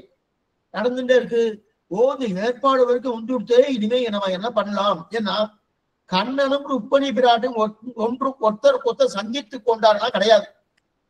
இங்க இருக்கிறவா அங்க போய் சொல்றா, அங்க இருக்கிறவா இங்க வந்து சொல்றா. சில காதல்லாம் அது மாதிரி நடக்கிறது, அது அன்னைக்கே நடந்திருக்கு. இங்க இருக்கிறோம் அங்க போய் சொல்றா, அங்க இருக்கிறோம் இங்க வந்து சொல்றல. ஒருத்தருக்கு நேரா பேஷண்ட் இருக்காருன்னா கிடையாது, பேஷண்ட் தான் கிடையாது. இப்ப ருக்மணி பிராட்டி யோசனை பண்றா, இவ்வளவு தூரம் வந்துட்டு இப்ப சிசுபாலனுக்கு கொடுக்கக்கூடிய அளவுக்கு இப்ப கல்யாண படமே வந்துவிட்டு என்ன பண்ணலாம்னு அப்ப யோசனை பண்ணி மடல் எடுத்து 7 ஸ்லோகங்களை உரி எடுத்து எழுதுறான். ஓலச்சோடிலே 7 ஸ்லோகங்களை எழுதுறா. அதுக்குதான் ருக்மணி சந்தேஷம்னு பேரு. அந்த ருக்மணி சந்தேஷம்னு எழுதி என்ன பண்ணார், ஒரு பெரிய பிராமணன், வயதான பிராமணன், அந்த பிராமணன்ட்ட கொண்டு வந்து கொடுத்து, பிராமணனே நீர் போய் கண்ணன் துவாரகையில இருக்கான், இந்த சந்தேஷம் இந்த ஸ்லோகத்தை கொண்டு போய் கொடுன்னு சொன்னார். பிராமணன் நேரம் அங்கிருந்து கிளம்பினார். சுருக்கமா சொல்றேன், இங்கிருந்து கிளம்பினார். கட்டப்பட்டு கோடம் இப்படி போன எங்க இருக்கு, நாக்பூர் அதாவது விதர்ப தேசம் எங்க இருக்கு, துவாரகா எங்க இருக்கு, எவ்வளவு தூரம் இருக்கு. அவ்வளவு தூரத்துல இந்த பிராமணன் போய் கொண்டு போய் கொடுத்தார். கண்ணனும் அவரை கண்ணனுக்கு தெரியாது இந்த மாதிரி லெட்டர் கொடுத்துருக்காரு. என்ன இந்த ஓலச்சுவடி கொடுத்துருக்கா, தன்னை விவாகம் பண்ணி கொள்வதற்காக அப்படின்னு கண்ணனுக்கு தெரியாது.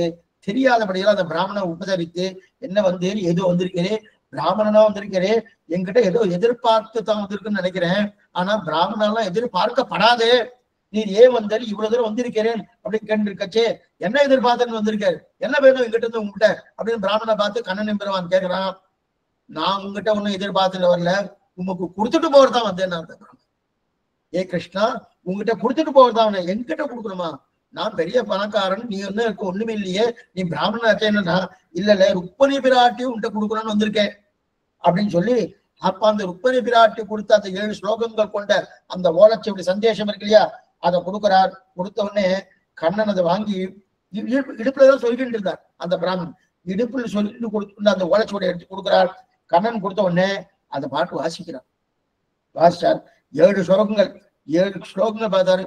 உன்னை பத்தி கேள்விப்பட்டிருக்கேன், நீ என் செவியின் வழி புகுந்து என்னுள்ள அபிமன்றி, உன் குணம் என்ன, உன் அழகு என்ன, எல்லாத்தையும் கேள்விப்பட்டு என் மனதை பறிகொடுத்தேன்.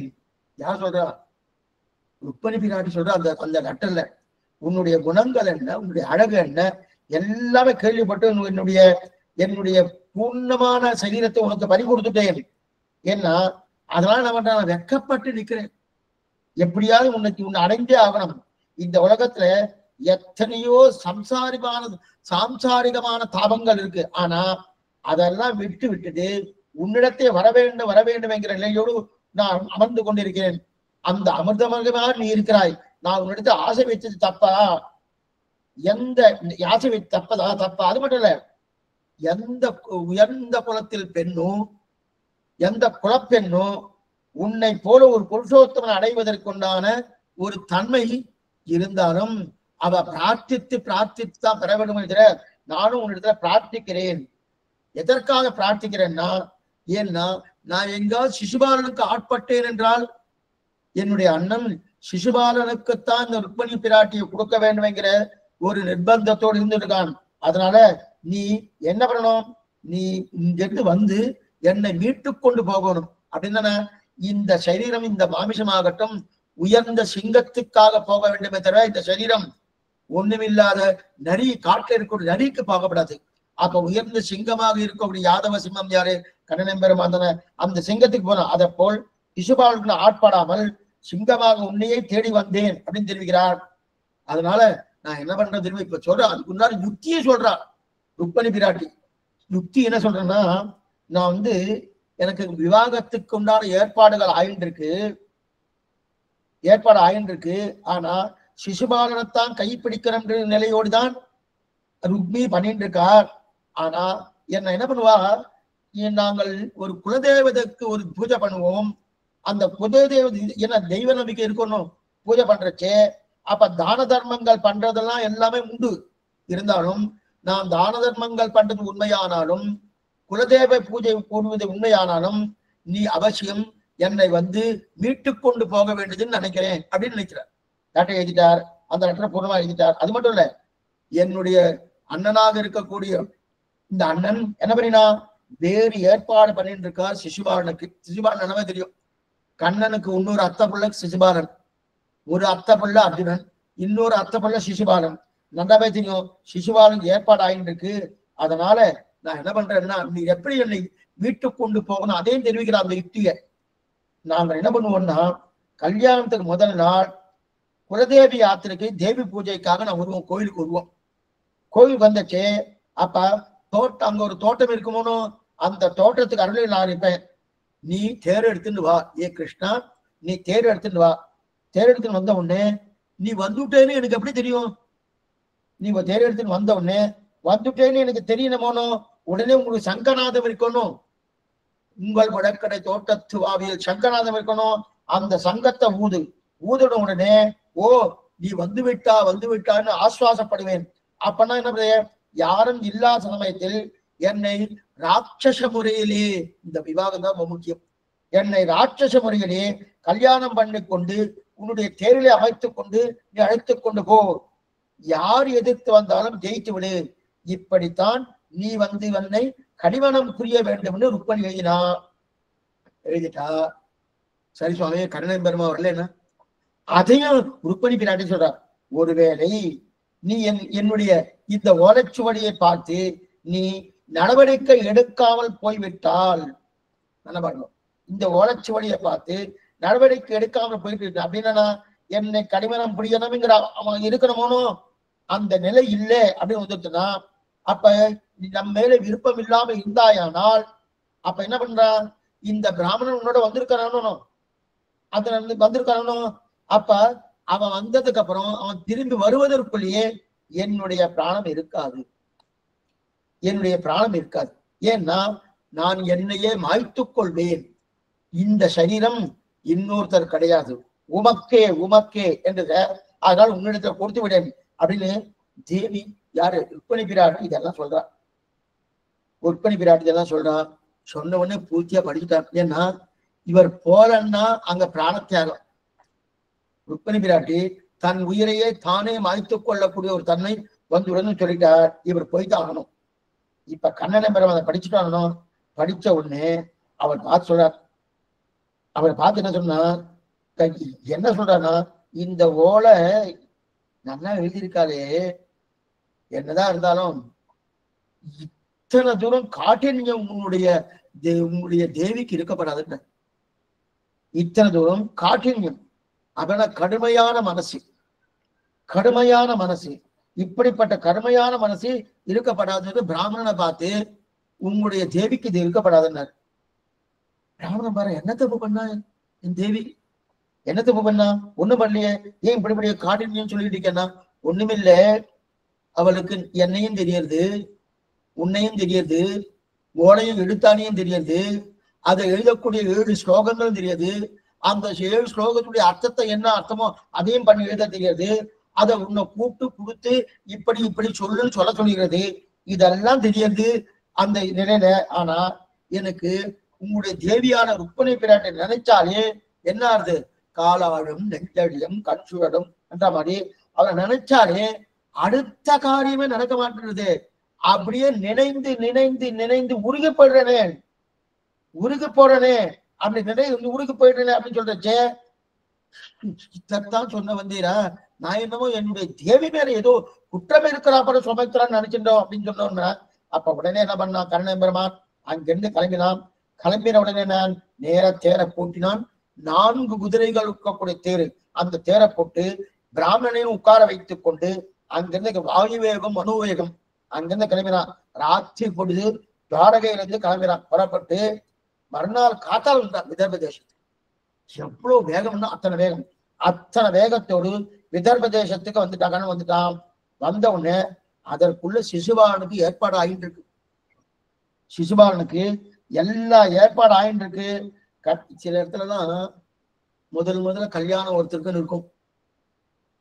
என்ன ஆகுனா முதல்ல பிழி சுத்துறது, காசி யாத்திரை, ஊஞ்சல், மாலை மாத்தல், இதெல்லாம் வேற யாரோ பண்ணிட்டு இருப்பா. கடைசியில மாங்கல்யம் ஆச்சு இன்னொருத்தர் வந்து உட்காந்துருவார். சில இடத்துல நிறைய நாடகத்துல நம்ம பாக்குறோம், சில இடத்துல நிஜமாவே நடக்கிறது. அந்த மாதிரிதான் அது நடந்தது. முந்தின நாள் பூர்த்தியா எல்லா விதமான நமக்கு நிறைய இதை சாயங்காலம் பண்ணுவோம், என்னென்ன வைதிக காரியங்களும் அந்த காரியங்கள்லாம் பண்ணணும், அதெல்லாம் சிசுபாலனை வச்சுன்னு பண்ணியாச்சு. சிசுபாலன் தானே மாப்பிள்ளை, அந்த நிலையோடு அவ வச்சுன்னு பண்ணியாச்சு, எல்லாம் பண்ணியாச்சு. இப்ப இவர் என்ன பண்றாரு, அங்கிருந்து கிளம்பி வரார், நன்னா கிளம்பி வரார். கிளம்பி வரச்சே துவாரைக்கு இருந்து விதர்ப தேசம் கண்ணன் வந்து சேர்ந்துட்டான். அதற்குள்ள சிசுபாலனுக்கு எல்லா வேட்டல் ஆகிட்டு இருக்கணும், கல்யாணத்துக்கு வேண்டிய ஏற்பாடுலாம் இருக்கு. கண்ணன் வந்துட்டான்னு ஊர்க்காராளுக்கு தான் தெரிஞ்சு போயிடுது. ஊர்க்காராளுக்கு தெரிஞ்சு போயிடுது. ஊர்க்கார தெரிஞ்சு பொண்ணு நேர தோட்டத்துக்கு போய் கண்ணன் வந்திருக்கான்னு யாரு தோழிகள்லாம் போய் ருக்மணி பிராட்டி போய் சொல்லிட்டார். சொன்னா கூட இன்னும் கண்ணன் வந்தான்னு அவனுக்கு என்ன சொல்லிருக்கா, சங்கை ஊத சொல்லியிருக்கானோ, தன்னுடைய சங்கு வழக்கையாடி இடக்கை சங்கம், அந்த சங்க ஊத சொல்லியிருக்கானோ. ருக்மணி செய்து காதுக்கு குறைந்த கூட முதல்ல சிசுபாலனோடு இருக்கக்கூடிய நிலை, அந்த நிலையை மாறணும். அது மட்டும் இல்ல, இந்த ருக்மணி பிராட்டி கண்ணன் பெருமாடு போகணும்னா அங்க நிறைய பேர் இருப்பாருன்னு ஊர் ஜனங்க தான் ருக்மணிக்கு தான் சப்போர்ட் பண்ணிட்டு இருக்கா, ராஜாவும் ருக்மணிக்கு தான் சப்போர்ட் பண்ணிட்டு இருக்கா. ஆனா சிசுபாலனுடைய கோஷ்டிகள், அதே போல ருக்மி அந்த ருக்மணி பிராட்டி அண்ணனுடைய கோஷ்டிகளா இருக்காளியா, அவளுக்கெல்லாம் சண்டைக்கு வந்துருவாரோன்னு பயம் ருக்மணி பிராட்டிக்கு. என்ன பண்ணலாம் ஒன்னும் சங்கே ஊதலியே அப்படின்னு குலதேவத யாத்திரைக்காக ருக்மணி பிராட்டி அந்த கோயிலுக்கு வந்திருக்கா. குலதேவத யாத்திரைக்காக அந்த அங்க வந்திருக்கா. கண்ணன் நேரம் வந்து காத்துருந்தான். காத்துன்னு நான் வந்திருக்கேன்னு அறிவிக்கணுமோனோ, அதுதான் ஆண்டாள் தெரிவிக்கிறான் ஆச்சியார் திருவழிகளை. பூங்கொள் திருமுகத்து மடுத்தூதிய சங்கொலி, பூங்கொள் திருமுகத்து மடுத்தூதிய சங்கொலி, தன்னுடைய உதடு இருக்கணும், அந்த உதட்டாலே சங்கத்தை வைத்து நாதத்தை எழுப்பிடும். நாதத்தை எழுப்ப அந்த நாதத்தை கேட்டுட்டா ருக்மணி. கேட்ட உடனே ஓ கண்ணன் வந்தாச்சு, ஆனந்தம் வந்துட்டார். இனிமே நமக்கு கவலையே இல்லை. இனிமே ருக்மணி பிராட்டி சொல்றார், இனிமே நமக்கு கவலையே இல்லைன்னா எப்படி எந்த வேகத்தோடு கண்ணன் எம்பெருமான் வந்தானோ அந்த வேகத்தோடு ருக்மணி கிட்ட போனான். நேரா அவளை தூக்கின்றான், தன்னுடைய தேரை அமர்த்தி கொண்டான். வேகமா தேரை தட்டினால் ஓடுறது, தேர் ஓடுறச்சே அப்ப எதிர்த்தெல்லாம் வந்துட்டா யாரு, ருக்மி. இந்த ருக்மணி பிராட்டி அண்ணன் எதிர்த்து வந்தான், சிசுபாலன் எதிர்த்து வந்தான். இவெல்லாம் எதிர்த்து வர எத்தனை பேரு, எத்தனை படைகள் உண்டோ அத்தனை படைகளும் எதிர்த்து வந்தா. அத்தனை பேரு என்ன பண்ணான், கண்ணனை பெருமான் கட்டினான். அவெல்லாம் ஜெயிச்சு கட்டினான். ருக்மணியை தான் கல்யாணம் பண்ணிக்கொள்ள போய் நினைத்து என்ன பண்ணான், இவனே அந்த ஒரு விஷயம், ருக்மணியை தான் கல்யாணம் பண்ணிக்கொள்ள நினைத்து இந்த இவனை சிசுபாலன் என்ன பண்ணிருக்கான், பெரிய கற்பனையில இருந்துட்டு இருக்கான். இந்த மாதிரி இருக்குன்னா அந்த கற்பனை எல்லாம் பொடி பொடி ஆக்கினான் கண்ணன் பெருமான். அப்ப ருக்மணி முதலாளன் ஏத்து வந்த போது எல்லாரையும் கட்டு போட்டான். ருக்மிய கொல்ல போயிட்டான். ருக்மின்னு யாரு? ருக்மணி பிராட்டியுடைய அண்ணன். அவன் தானே வம்பு பண்ணதான் வந்தான்.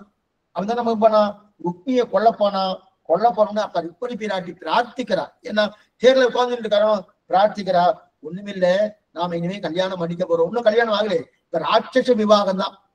விவாகம் 8 வகை, 8 வகையான விவாகங்கள். ராட்சச அன்னைக்கே உண்டு. ராட்சச வேகம் இன்னைக்கு அங்கங்க இழுத்துட்டு போறா பாருங்க, அதெல்லாம் ராட்சச விவாகம் தான். ஆனா கண்ணன் பெருமான் ராட்சச விவாகத்தோடு நிற்கல. ஏன்னா இதோடு நிறுத்திருந்தான்னா, ஓ கண்ணனே இந்த ராட்சச விவாகம் பண்ணிருக்கான், நாமும் பண்ணாம போட்டு ஊர்ல இருக்கிறான் பண்ண ஆரம்பிக்குவா. மறுபடியும் என்ன பண்ணிருக்கான், அந்த துவாரகைக்கு போன பிறகு யாரார எந்த நிலையில கூப்பிடணுமோ, யாரார் வரணுமோ, எப்படி இப்படிதான் விவாகம் பண்ணி கொள்ள வேணுமோ, சாஸ்திர முறைப்படி, தர்மத்தைப்படி, சனாதன தர்மத்தின்படி அதன் பிரகாரம் மறுபடியும் கல்யாணம் பண்ணிட்டான். இருக்கட்டும், எதுக்கு சொல்ல வந்தேன்னா, இப்ப கல்யாண பிரகரணத்துல அண்ணனை கொண்டுட்டு நம்ம கல்யாணம் பண்ணிக்கிறோமா வேண்டாமேன்னு பிரார்த்திக்கிறார் பிராட்டி கண்ணன் பெருமானு. அவனை கொல்ல வேண்டாம் விட்டுடு, அவனை கொல்ல வேண்டாம் விட்டுடு, அவனை மன்னிச்சு விட்டு விடுன்னு சொன்னவனே அப்படியே விட்டுட்டான். விட்ட உடனே இங்கிருந்து நேரம் துவாரைக்கு தேர் போயிடுத்து. இருந்தாலும் கண்ணனுக்கு ஒரே எண்ணம், நாம ஏதோ ராட்சச முறையில இந்த ருக்மணி பிராட்டி தூக்கிட்டு வந்துட்டோம், கல்யாணம் பண்ணோம், நாளைக்கு இது பார்த்தாலும் என்ன நினைப்பா, ஓ கண்ணனே ராட்சச முறையில இந்த மாதிரி விவாகம் பண்ணிட்டு இருக்கான், நாமும் பண்ணலாம் மட்டும் வந்துடுமோனோ. அதனால இந்த மாதிரியான நிலை வேண்டாம்னு சொல்லி 2 பக்கம் கண்ணன் பெருமான் பக்கத்துல இருக்கிறவாலும் கூப்பிட்டுருக்கா, ருக்மணி பிராட்டியோட பக்கம் 2 பேரும் கூப்பிடுறா இல்லையா. அப்பனா இந்த 2 பேரும் கை தேர்ந்த சித்திரக்காரர்கள், அதுக்கு கல்யாணத்துக்கு உண்டான கை தேர்ந்த கை வினைஞர்கள்லாம் இருக்கா இல்லையா, அவெல்லாம் கூப்பிட்டு கல்யாணத்துக்கு என்னென்ன ஏற்பாடுகள் வேணுமோ அந்தந்த ஏற்பாடுலாம் பண்ண சொன்னான். அது மட்டும் இல்ல, ஆண்களுக்கும் பெண்களுக்கும் புத்தாடை பூர்ணமாக நல்லா அணிந்து கொண்டு புனைந்து கொண்டு ஒவ்வொரு ஊரே விழாக்கோலம் கொண்டுட்டு, ஊரே விழாக்கோலம் கொண்டது. அவரவர்கள் எப்படின்னா கோழி பண்டிகை இருக்கு இல்லையா, இந்த பீச்சாங்குழலை வச்சு அதுல சிகப்பு மஞ்சள் என்னென்ன வண்ண கலர் உண்டோ அத்தத்த வண்ணத்தை கலந்து அப்படி ஒருத்தருக்கு பீச்சு வர இல்லையா, அந்த மாதிரி பீச்சாங்குழலை வைத்துக் கொண்டு ஹோலி பண்டிகை போல சூர்ணப்படியை வைத்துக் கொண்டு அவாவா தடவாலா போட்டுக்கிறான். அது மட்டும் இல்ல, ஒவ்வொருத்தரும் புத்தாடை அணிந்து கொண்டு அவன் முன்னாடி வந்து ஒரே நாட்டிய கச்சேரி போல நாட்டியம் ஆடின்னு இருக்கா. இந்த மாதிரி இருக்க கல்யாணத்துக்கு எத்தனை கோடி பேர் வந்தான்னு தெரிவிக்கிறா பாருங்க. யார் யார் வந்தா, குரு தேசத்தில் இருக்கிறவா, அந்த குரு தேசம் தான் அவர் தேசம், குரு தேசத்தவர்கள் வந்தா. அதுக்கப்புறம் செனஞ்சிய தேசத்தவர்கள், அந்த தேசத்துல வந்தா. கேகைய தேசத்தவர்கள் அபாரம் வந்தா. விதர்ப தேசம் வந்தது ருக்மணி பிராட்டியர் தேசம், விதர்ப தேசத்துல வந்தா. அது மட்டும் இல்ல, என்னென்ன எத்துக்கள் உண்டோ சிந்து அந்தந்த தேசத்துல இருப்பாலாம், சிந்து போதர்கள் எல்லாமே துவாரகைக்கு வந்து ஆச்சரியமான விவாகம் ஆச்சு. விவாகம்னா அத்தனை பேருக்கு ஆச்சரியம். எது போல ராமன் சீதையை கைப்பிடித்தானோ, எனக்கு மகாராஜா என்ன சொன்னார், இயம் சீதா மம சுதா சகதர்ம சரித்தவா பிரதீட்சியம் நாம் பத்ரந்தே பாலிங்கிரீஸ்வர பாலினவா என்று சொன்னா. அப்புறம் எனக்கு எப்படி சீதையை ராமனுக்கு கடிமணம் பண்ணி கொடுத்தானோ அதே போல பீஷ்மகரம் பண்ணி இருக்கணும்னா, அங்க ஜனகர் விஷயத்துல ராட்சச விவாகம் இல்லை, இங்க முதல்ல ராட்சச விவாகம், அதுக்கப்புறம் தான் சாமானிய விவாகம் பண்ணிக்கணும். ஆனால் கண்ணனோ அழைத்து போய் ருக்மணி தேவியை கல்யாணம் பண்ணாம். இருவரும் வெகு நாட்கள் இருந்தா, 2 நாள் முன்னர் ரொம்ப நாட்கள் இருந்து கொண்டு அடியார்களுக்கு எப்படிலாம். அதுக்கப்புறம் தான் சுதாமா என்று சொல்லக்கூடிய அந்த குச்சேனன் வந்தாரு. அந்த சரித்திரம் நம்ம முன்னாடியே பார்த்துருக்கோம். அப்ப அதெல்லாம் அதுக்கு முன்னாடியே ருக்மணி பிராட்டியுடைய கல்யாணம் ஆயிடுத்து. ஏன் இங்க சொல்றதுன்னா, கடைசி நாள்ல சாத்தவர சொல்லக்கூடிய ஒரு அர்த்தத்தை நம்முடைய முன்னேறி முடிச்சுருக்கா இருக்கட்டும். அப்படி இருக்கச்சே இவ 2 பேர் இருந்து எல்லாருக்கும் அனுகிரகம் பண்ணி இப்படியே இருந்தது. இதோட இந்த சரித்திரம் முடியாது. லக்ஷ்மி சரணாங்கதாட்சா ஸ்ரீவத்சுகஸ்ய சமங்கராய சர்வேஷாம் ஸ்ரீ ரங்கேஷாய மங்களம் ஸ்ரீயக்காந்தாய கல்யாண நிதையேத்தினாம் ஸ்ரீவேங்கட நிவாசாய ஸ்ரீனிவாசாய மங்களம் அஸ்தஸ்திரி கஸ்துரி கஸ்தூரி வாசனா வாசிதோரசே ஸ்ரீ அஸ்திகிரிநாதாய தேவராஜாய மங்களம் கமலாங்குச்ச கஸ்தூரி கர்த்தமாங்கித வச்சசே ஏதவாதி நிவாசாய சம்புத்புத்ராய மங்களம் மங்களம் கோசலீந்திராய மகனீய குணாத்மனே சக்கரவர்த்தி தனூதாய சார்வபூமாய மங்களம் பிருந்தாரண்ய நிவாசாய வனராமானுஜாய ருக்மணி பிராணநாதாய பார்த்தசூதாய மங்களம். ஸ்ரீமத்யை விஷ்ணு சித்தாய மனோநந்தன ஹேதவே நந்தநந்தன சுந்தரியை கோதாயை நித்திய மங்களம். ஸ்ரீநகர்யா மகாபூரியாம் தாம்பரவன்னே உத்திரே தடே ஸ்ரீ கேந்திரணி மூலதாம்னே ஷடகோபாய மங்களம். ஸ்ரீமதாரி ஸ்ரீநகரி நாதாய கலிவைரனே சதுஷ்டவி பிரதானாய பரகாலாய மங்களம். ஸ்ரீமத் மகா பூகுத்துவரே ஸ்ரீமத் கேசவ ஈத்வனா காந்திமத்யா பிரசூதாய யதிராஜாய மங்களம். ஸ்ரீமதே ரம்யஜா மாத்ரு முனீந்திராய மகாத்மனே ஸ்ரீரங்கவாசினி பூயாத் நித்யஸ்ரீ நித்யமங்கலம். மங்களா சாசனவரே மகாச்சார புரோகமை சர்வைச்ச பூர்வை ஆச்சாரியை தத்புதாயாஸ்து மங்களம். பொலிக பொலிக பொலிக போயிற்று வள்ளுயிர் சாபம் நலியும் நரகமும் நைந்த நமனுக்கிங் யாதொன்றுமில்லை கலியும் கடும் கண்டு கொண்டின் கடல் வண்ணல் பூதங்கள் மண்மே மலிய புகுந்து இசைபாடி ஆடி ஒளிதர கண்டோம் கண்டோம் கண்டோம் கண்டோம் கண்ணுக்கு நீர கண்டோம் தொண்டீர் எல்லீரும் பாடி தொழுது தொண்ணி நின்றார் சொன்னே. ரிஷிகள் என்ன, ஆழ்வார்கள் என்ன, ஆச்சாரர்கள் என்ன, இவெல்லாம் பல்லாண்டு பாடி இருக்குது. ஜகத்துக்கு க்ஷேமத்தை கொடுக்கக்கூடிய அவனுடைய திருவடியாலே உபாயத்தை கொடுத்த எம்பெருமான் லக்ஷ்மி வல்லவனாய் ஸ்ரீநாதனாய் ருக்மணி பிராணநாதனாய் எற்றைக்கும் ஏழு பிறவிக்கும் உந்தன்னோடு உற்றோமேயாவும் உனக்கே நாம் ஆட்செய்வோம் மற்ற நம் காமங்கள் மாற்றி என்று நாம் எல்லாருக்கும் பிரார்த்தித்து கைங்கரியம் பண்ண வேண்டிய பணிக்கு ருக்மணியோடு கூட சேர்ந்து நெடுங்காலம் ராஜ்ய பரிபாலம் பண்ணி துவாரகாவாசிகளுக்கும் சரி ஜகத்துக்கு ஆனந்தத்தை கொடுத்தான் என்று ருக்மணி கல்யாண சரித்திரம் இனிமே அப்படின்னு சொல்லி இதோடு 12வது கடைசி அத்தியாயத்துல பாகவத புராணம் சத்து சொல்லப்பட்டிருக்கு. இப்ப கல்யாணம் ஆயிடுச்சு. இப்ப பாகவத புராணம் யார் வாசிப்பதோ சொல்லுவதோ சொல்லி என்று தூண்டுவதோ அதற்குண்டான பலத்தை சொல்லி முடிக்கிறார். பாகவத புராணம் யாரெல்லாம் வாசிக்கிறாளோ அவளுக்கு என்ன பலன்? வாசிப்பதற்கு முன்னாடி வாசி வாசின்னு சொல்லுவார்களோ தாயாரோ தகப்பனாரோ ஆச்சாரியனோ இல்ல யாரோ ஸ்ரீவைஷ்ணவாலோ சொல்லுவாரனோ அவளுக்கு என்ன பலன்? அப்ப தூண்டினவாளுக்கு மட்டுமல்ல அதை சொல்லக்கூடிய கேட்கிறாளனோ கேட்கிறவாளுக்கு என்ன பலன்? அது சொல்லணும்னு காலட்சேப பிரக்கிரியில சொல்லிட்டு இருக்காளனோ அவளுக்கு என்ன பலன்? இதெல்லாம் சொல்றா பாருங்க. யாரெல்லாம் பாகவத புராணம் கேட்டார்களோ போதும் என்கிற புத்தியே பிறக்காத. இதுதான் ரொம்ப முக்கியம். நம்ம சக்கரபங்கள் சாப்பிடுறோம். சாப்பிட்ட உடனே சுவாமி ரொம்ப சாப்பிட்ட தகட்டுறது போரும் சொல்லிடணும். அதே போல பாகவத புராணம் கேட்ட சுவாமி 1045 காலட்சேபம் மேல ஆயிடுச்சு சுவாமி ஏன்னா போருன்னு வருதான்னா நாம தான் நிறுத்தணும்.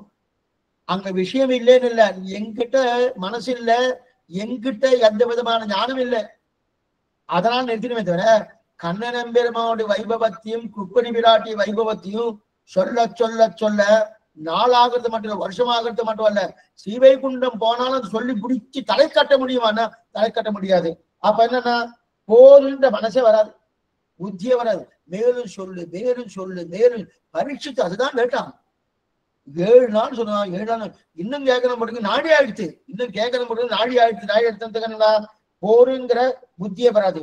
ஏன்னா எப்படி கீழே வந்த நதிகளிலே கங்கையாறு சிறப்பு சிறந்ததுக்கு எத்தனை நதி இருந்தாலும் கங்கையாற்றுக்கு இருக்கக்கூடிய சிறப்பானது எந்த நதிக்கு இல்லையோ அதே போல எத்தனை தேவர்கள் இருந்தாலும் அச்சுதனுக்குண்டான சிறப்பு அச்சுதாயமா அனந்தாயமா கோவிந்தாயமான அச்சுதனை சொல்றமனோ அச்சுதனுக்குண்டான சிறப்பு யாருக்கும் கிடையாதோ. வைஷ்ணவர்களுக்குள்ளே சம்பு முதல் வைஷ்ணவன் யாருமா? சிவபெருமான் தான். நம்ம இன்னும் சிவனை எல்லோ மனுச்சுட்டு இருக்கோம். முதல் வைஷ்ணவன். அப்ப வைஷ்ணவர்களுக்கு சம்புக்கு எப்படி சிறப்போ புராணங்களுக்குள்ளே இதற்கு சிறப்பு. 18 புராணங்கள் இருக்கணும். அந்த 18 புராணங்களுக்குள்ளே இந்த பாகவத புராணத்துக்கு மிகவும் தெரியன்னா இந்த இது போல கஷேத்திரங்களுக்கு நிகர் காசி கஷேத்திரம். எல்லா கஷேத்திரங்களுக்காட்டும் மிகவும் மேம்பட்டது காசி கஷேத்திரம். அதே போல பாகவத புராணம் எல்லா புராணங்களுக்குள்ளே சிறந்தது. இத வாசிப்பவனுக்கு கண்ணனை ரொம்ப பிடிக்கணும். இல்ல யார் வாசிக்கிறாளோ கண்ணன் அவாளுக்கு ரொம்ப பிடிக்குமா? கண்ணனுக்கு அவாளை பிடிக்கும், அவாளும் கண்ணனுக்கு பிடிக்கும் அப்படின்னு. ஏன்னா இந்த பாகவதத்துக்குள்ளேயே கண்ணன் பெருமா இருக்கிறபடியால் அவளுக்கு பிடிக்கிறது அப்படிங்கிறார். இதுதான் சொல்லி முதல் இந்த ஸ்லோகத்தை ஸ்ரீமத் பாகவத நாம புராணம் லோக விஸ்ருதம் சுனியாத்து ஸ்ரத்தையா யுக்தக மம சந்தோஷ காரணம். சந்தோஷமா சொல்லிட்டே இருக்கலாம். ஏன்னா அவனே பாகவத புராணத்தில் இருக்கிறபடியால் அவனே பாகவத புராணம் இருக்கிறபடியால் அப்ப இதை வாசித்தாலோ கேட்டாலோ பெருமாள் மிகவும் சந்தோஷப்படுறான். சுவாமி வாசிச்சிட்டே இருக்க சொன்னா அவனுக்கு ஆனந்தம், அவனுடைய சேட்டிதங்கள் சொல்லிட்டு போன அவனுக்கு ஆனந்தப்படுறான். இதைத்தான் சொல்லப்பட்ட கண் முதல்ல பல்லாண்டு பிடிக்குன்னா அவனும். இப்ப இந்த பாகவத புராணத்தால் சொல்லப்பட்டவர் யார்? முதல்ல பாகவத புராணத்தோடு நிறைய அவதாரங்கள் சொன்னேன் சுவாமி. மீனோடு ஆமை கேழல் அரிக்குறளாய் உண்ணு பிராமனாய் தானாய் பெண்ணு பிராமனாய் தாமோதரனாய் கட்சியமானான்னு 10 அவதாரத்துக்கு மேல என்னென்ன சொன்னேன் சுவாமின்னா, எதுவா இருந்தாலும் பிரதானம் எதுன்னா கிருஷ்ணாவதாரம் தான். பிரதானம் எது? கிருஷ்ணாவதாரம் தான். அப்ப இந்த பாகவதத்தா சொல்லப்பட்ட அவதாரம் கந்தம் எதுன்னா கிருஷ்ணாவதாரம். முதல்ல அவருக்கு பல்லாண்டு படுவோம், கண்ணனுக்கு பல்லாண்டு படுவோம். எப்படிப்பட்ட பல்லாண்டு? கண்ணன்களை நன்னம் மனமுடையே எண்ணம் திருநாமம் திண்ணம் நாடனே, அவருக்கு பல்லாண்டு படுவோம். சரி, அவருக்கு பல்லாண்டு பாடலாம் சுவாமி, பாகவதத்தன் சொல்லி பாகவத அவரை கொண்டு பல்லாண்டு பாடுறோம். ஆனா எழுதினது யாரு? வியாசம் வசிஷ்ட நப்தாரம் சக்தே பௌத்திரம் அகல்வசம் பராசராசரம் வந்தே சுகதாபம் தப்போனி தம்பி. எழுதினது வியாச பகவான் இல்லையா? வியாச பகவான் எழுதலன்னா நம்ம இவ்வளவு தூரம் இந்த பாகவத புராணத்தை நம்ம அனுபவிக்கிறதுக்கு உண்டான வாய்ப்பு கிடைச்சிருக்குமா? கிடைக்காதனோ. அப்ப முதல் அவருக்கு நமஸ்கரிப்போம், வியாசரை பூஜிப்போம். வியாசாய விஷ்ணு ரூபாய வியாச ரூபாய விஷ்ணுவே, விஷ்ணுவுடைய ஆவேச அவதாரம் தான் வியாசம். அப்ப விஷ்ணுவே வியாசராக அவதாரம், அவரை பூஜிப்போம். சரி சுவாமி, அவரை பூஜிச்சாச்சு, ஆனாலும் அதை பிரச்சாரம் பண்ணணும்னு இவர் பெற்று கொடுத்துட்டார். நம்மாழ்வார் திருவாய்மொழியை பெற்றுக் கொடுத்தார் போலே ஸ்ரீமத் பாகவதத்தை பெற்றுக் கொடுத்தார் வியாசர். ஆனா அதை வளர்த்தவர் யாரு? திருவாய்மொழி வளர்த்தவர் யாரு? சுவாமி ராமானுஜர். ஈன்ற முதல் தாய் ஷடகோபன் மைம்பால் வளர்த்த இதற்காய் ராமானுஜன். அதே போல வளர்த்தது யாருன்னா சுக்கராச்சாரியார். அந்த சுக்கராச்சாரியர் 7 நாட்கள் நமக்கு சொல்லலைன்னா அந்த பாகவதம் நமக்கு கிடைச்சிருக்கணும்னா கிடைச்சிருக்காது. அப்ப அவர் என்ன பண்ணலாம்? நன்றியோடு சேவிக்கணும். அப்ப வியாசனுடைய புத்திராக இருக்கக்கூடிய அந்த சுக்கராச்சாரியர் நன்றியோடு சேவிக்கணும். சரி சுவாமி, சொன்னது யாருக்கு? யாருக்கு சொல்லியிருக்கா? ஒண்ணுமில்லை சுவாமி, பரீட்சித்து மகாராஜாவுக்கு, பாண்டவர்களுடைய வம்சத்துல வந்த பரீட்சித்து மகாராஜாவுக்கு. ஆனா அந்த பரீட்சித்து மகாராஜாவுக்கு என்ன பண்ணலாம்? எல்லா மங்களங்களும் உண்டாகுது. இதான் பிரார்த்திக்க. எல்லா மங்களம் உண்டாலும் பிரார்த்திப்போம். ஏன்னா எப்பொழுதும் சத்தியனாய் நித்தியனாய் ஞானஸ்வரூபமாய் இருக்கும் கண்ணன் எம்பெருமான் இதன் மூலம் உலகுக்கு இருட்டு அத்தனையும் போக்கடிக்கட்டும். அவர் சத்தியனா இருக்கா. சத்தியம் ஞானம் அனந்தம் பிரம்மான்னு சொல்றது சாஸ்திரம் பகவானே.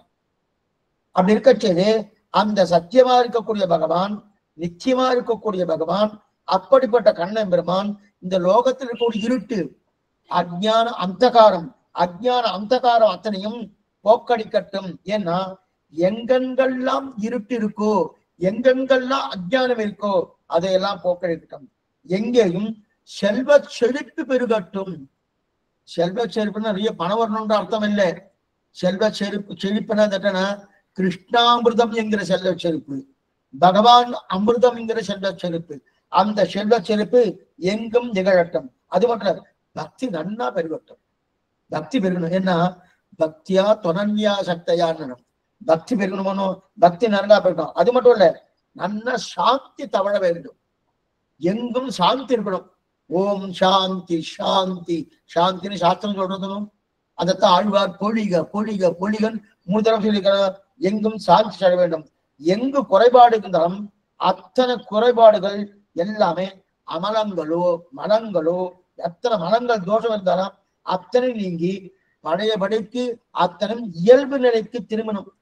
சாத்விக சத்தையோடு இருக்கணும். சாத்விகமாக சுபிட்சமாக எல்லா இடத்திலும் நிறைந்திருக்கக்கூடிய தன்மை ஏற்படணும். எதனால? கண்ணன் பெருமாவுடைய அனுகிரகத்தால். இதெல்லாம் கடைசியா சொல்ல வேண்டியது, முடிக்க வேண்டியதுன்னா, சரி சுவாமி மெதுவா அடிய சொல்றேன், இந்த இடத்துல பாருங்க. இப்ப 4 ஸ்லோகங்கள் அப்படின்னு சொல்றேன். அந்த 4 ஸ்லோகங்கள் நீங்க திரும்ப சொல்லுங்க. நீங்க மியூட்டை எடுத்துட்டு சொல்லலாம், இல்ல மியூட்டை போட்டுன்னு கூட சொல்லிடலாம். அந்த திரும்ப சொன்னா என்ன இதுல தெரியுதுன்னா, கிட்டத்தட்ட 12 ஸ்கந்தத்துல இருக்கக்கூடிய ஸ்லோகங்கள் பூர்த்தியா சொல்லணும். ஆனா அதுக்கு உண்டான அவகாசம் நமக்கு கிடைக்கல. நம்ம ஏற்பாடு பண்ணிக்கலாம். பகவான் கொடுத்துட்டு தான் நம்ம பண்ணிக்கல. அடியே மன்னிக்கல. அதனால ஆனா அந்த பாகவதத்துல என்ன சொல்லப்பட்டிருக்குன்னா, ஒரு துணுக்கு ஸ்லோகம், ஒரு அரை ஸ்லோகம், கால் ஸ்லோகம் சொன்னா கூட பாகவதத்தை பூர்த்தியா படித்தோம் என்கிற எண்ணம் கண்ணனுடைய திருவுள்ளத்துக்கு ஏற்படுறதாம். அவருடைய திருவுள்ள முக்கோல்லாசம் தானே பிரதானம். அந்த திருவுள்ள முக்கோல்லாசத்துக்காக ஒரு 4 ஸ்லோகங்கள், அந்த 4 ஏன்னா 18,000 ஸ்லோகங்கள், 12 ஸ்கந்தங்கள், 18,000 ஸ்லோகங்கள் பாகவத புராணம். அதனால அதை பூர்த்தியா சொல்லணும்னு சிரமமா போயிட்டா. ஒரு அரை ஸ்லோகம் சொன்னா கூட கண்ணன் பெருமாள் திருவுள்ள உகக்கருதணும். அதனால சொல்றோம், சொல்லிட்டு இருக்கேன். நீங்க திரும்பி சொல்லலாம். நமஸ்தஸ்மை பகவதே நமஸ்தஸ்மை பகவதே சாட்சினே யஜிதம் கிருபயா கஸ்மை வியாசசத்சுஷே முமுட்சுவே யோகீந்திராய நமஸ்தஸ்மை சுகாய பிரம்மரூபினே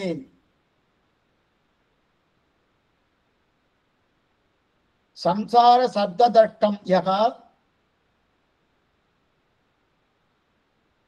விஷ்ணுராதம் அமூனிதது பவே பவே யதா பக்திகி பாதயோஸ்தவ ஜாயதே ததா புருஷ தேவேஷ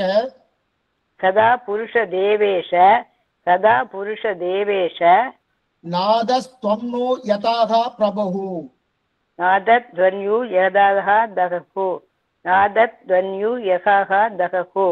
நாம சங்கீர்த்தனம் யஸ்ய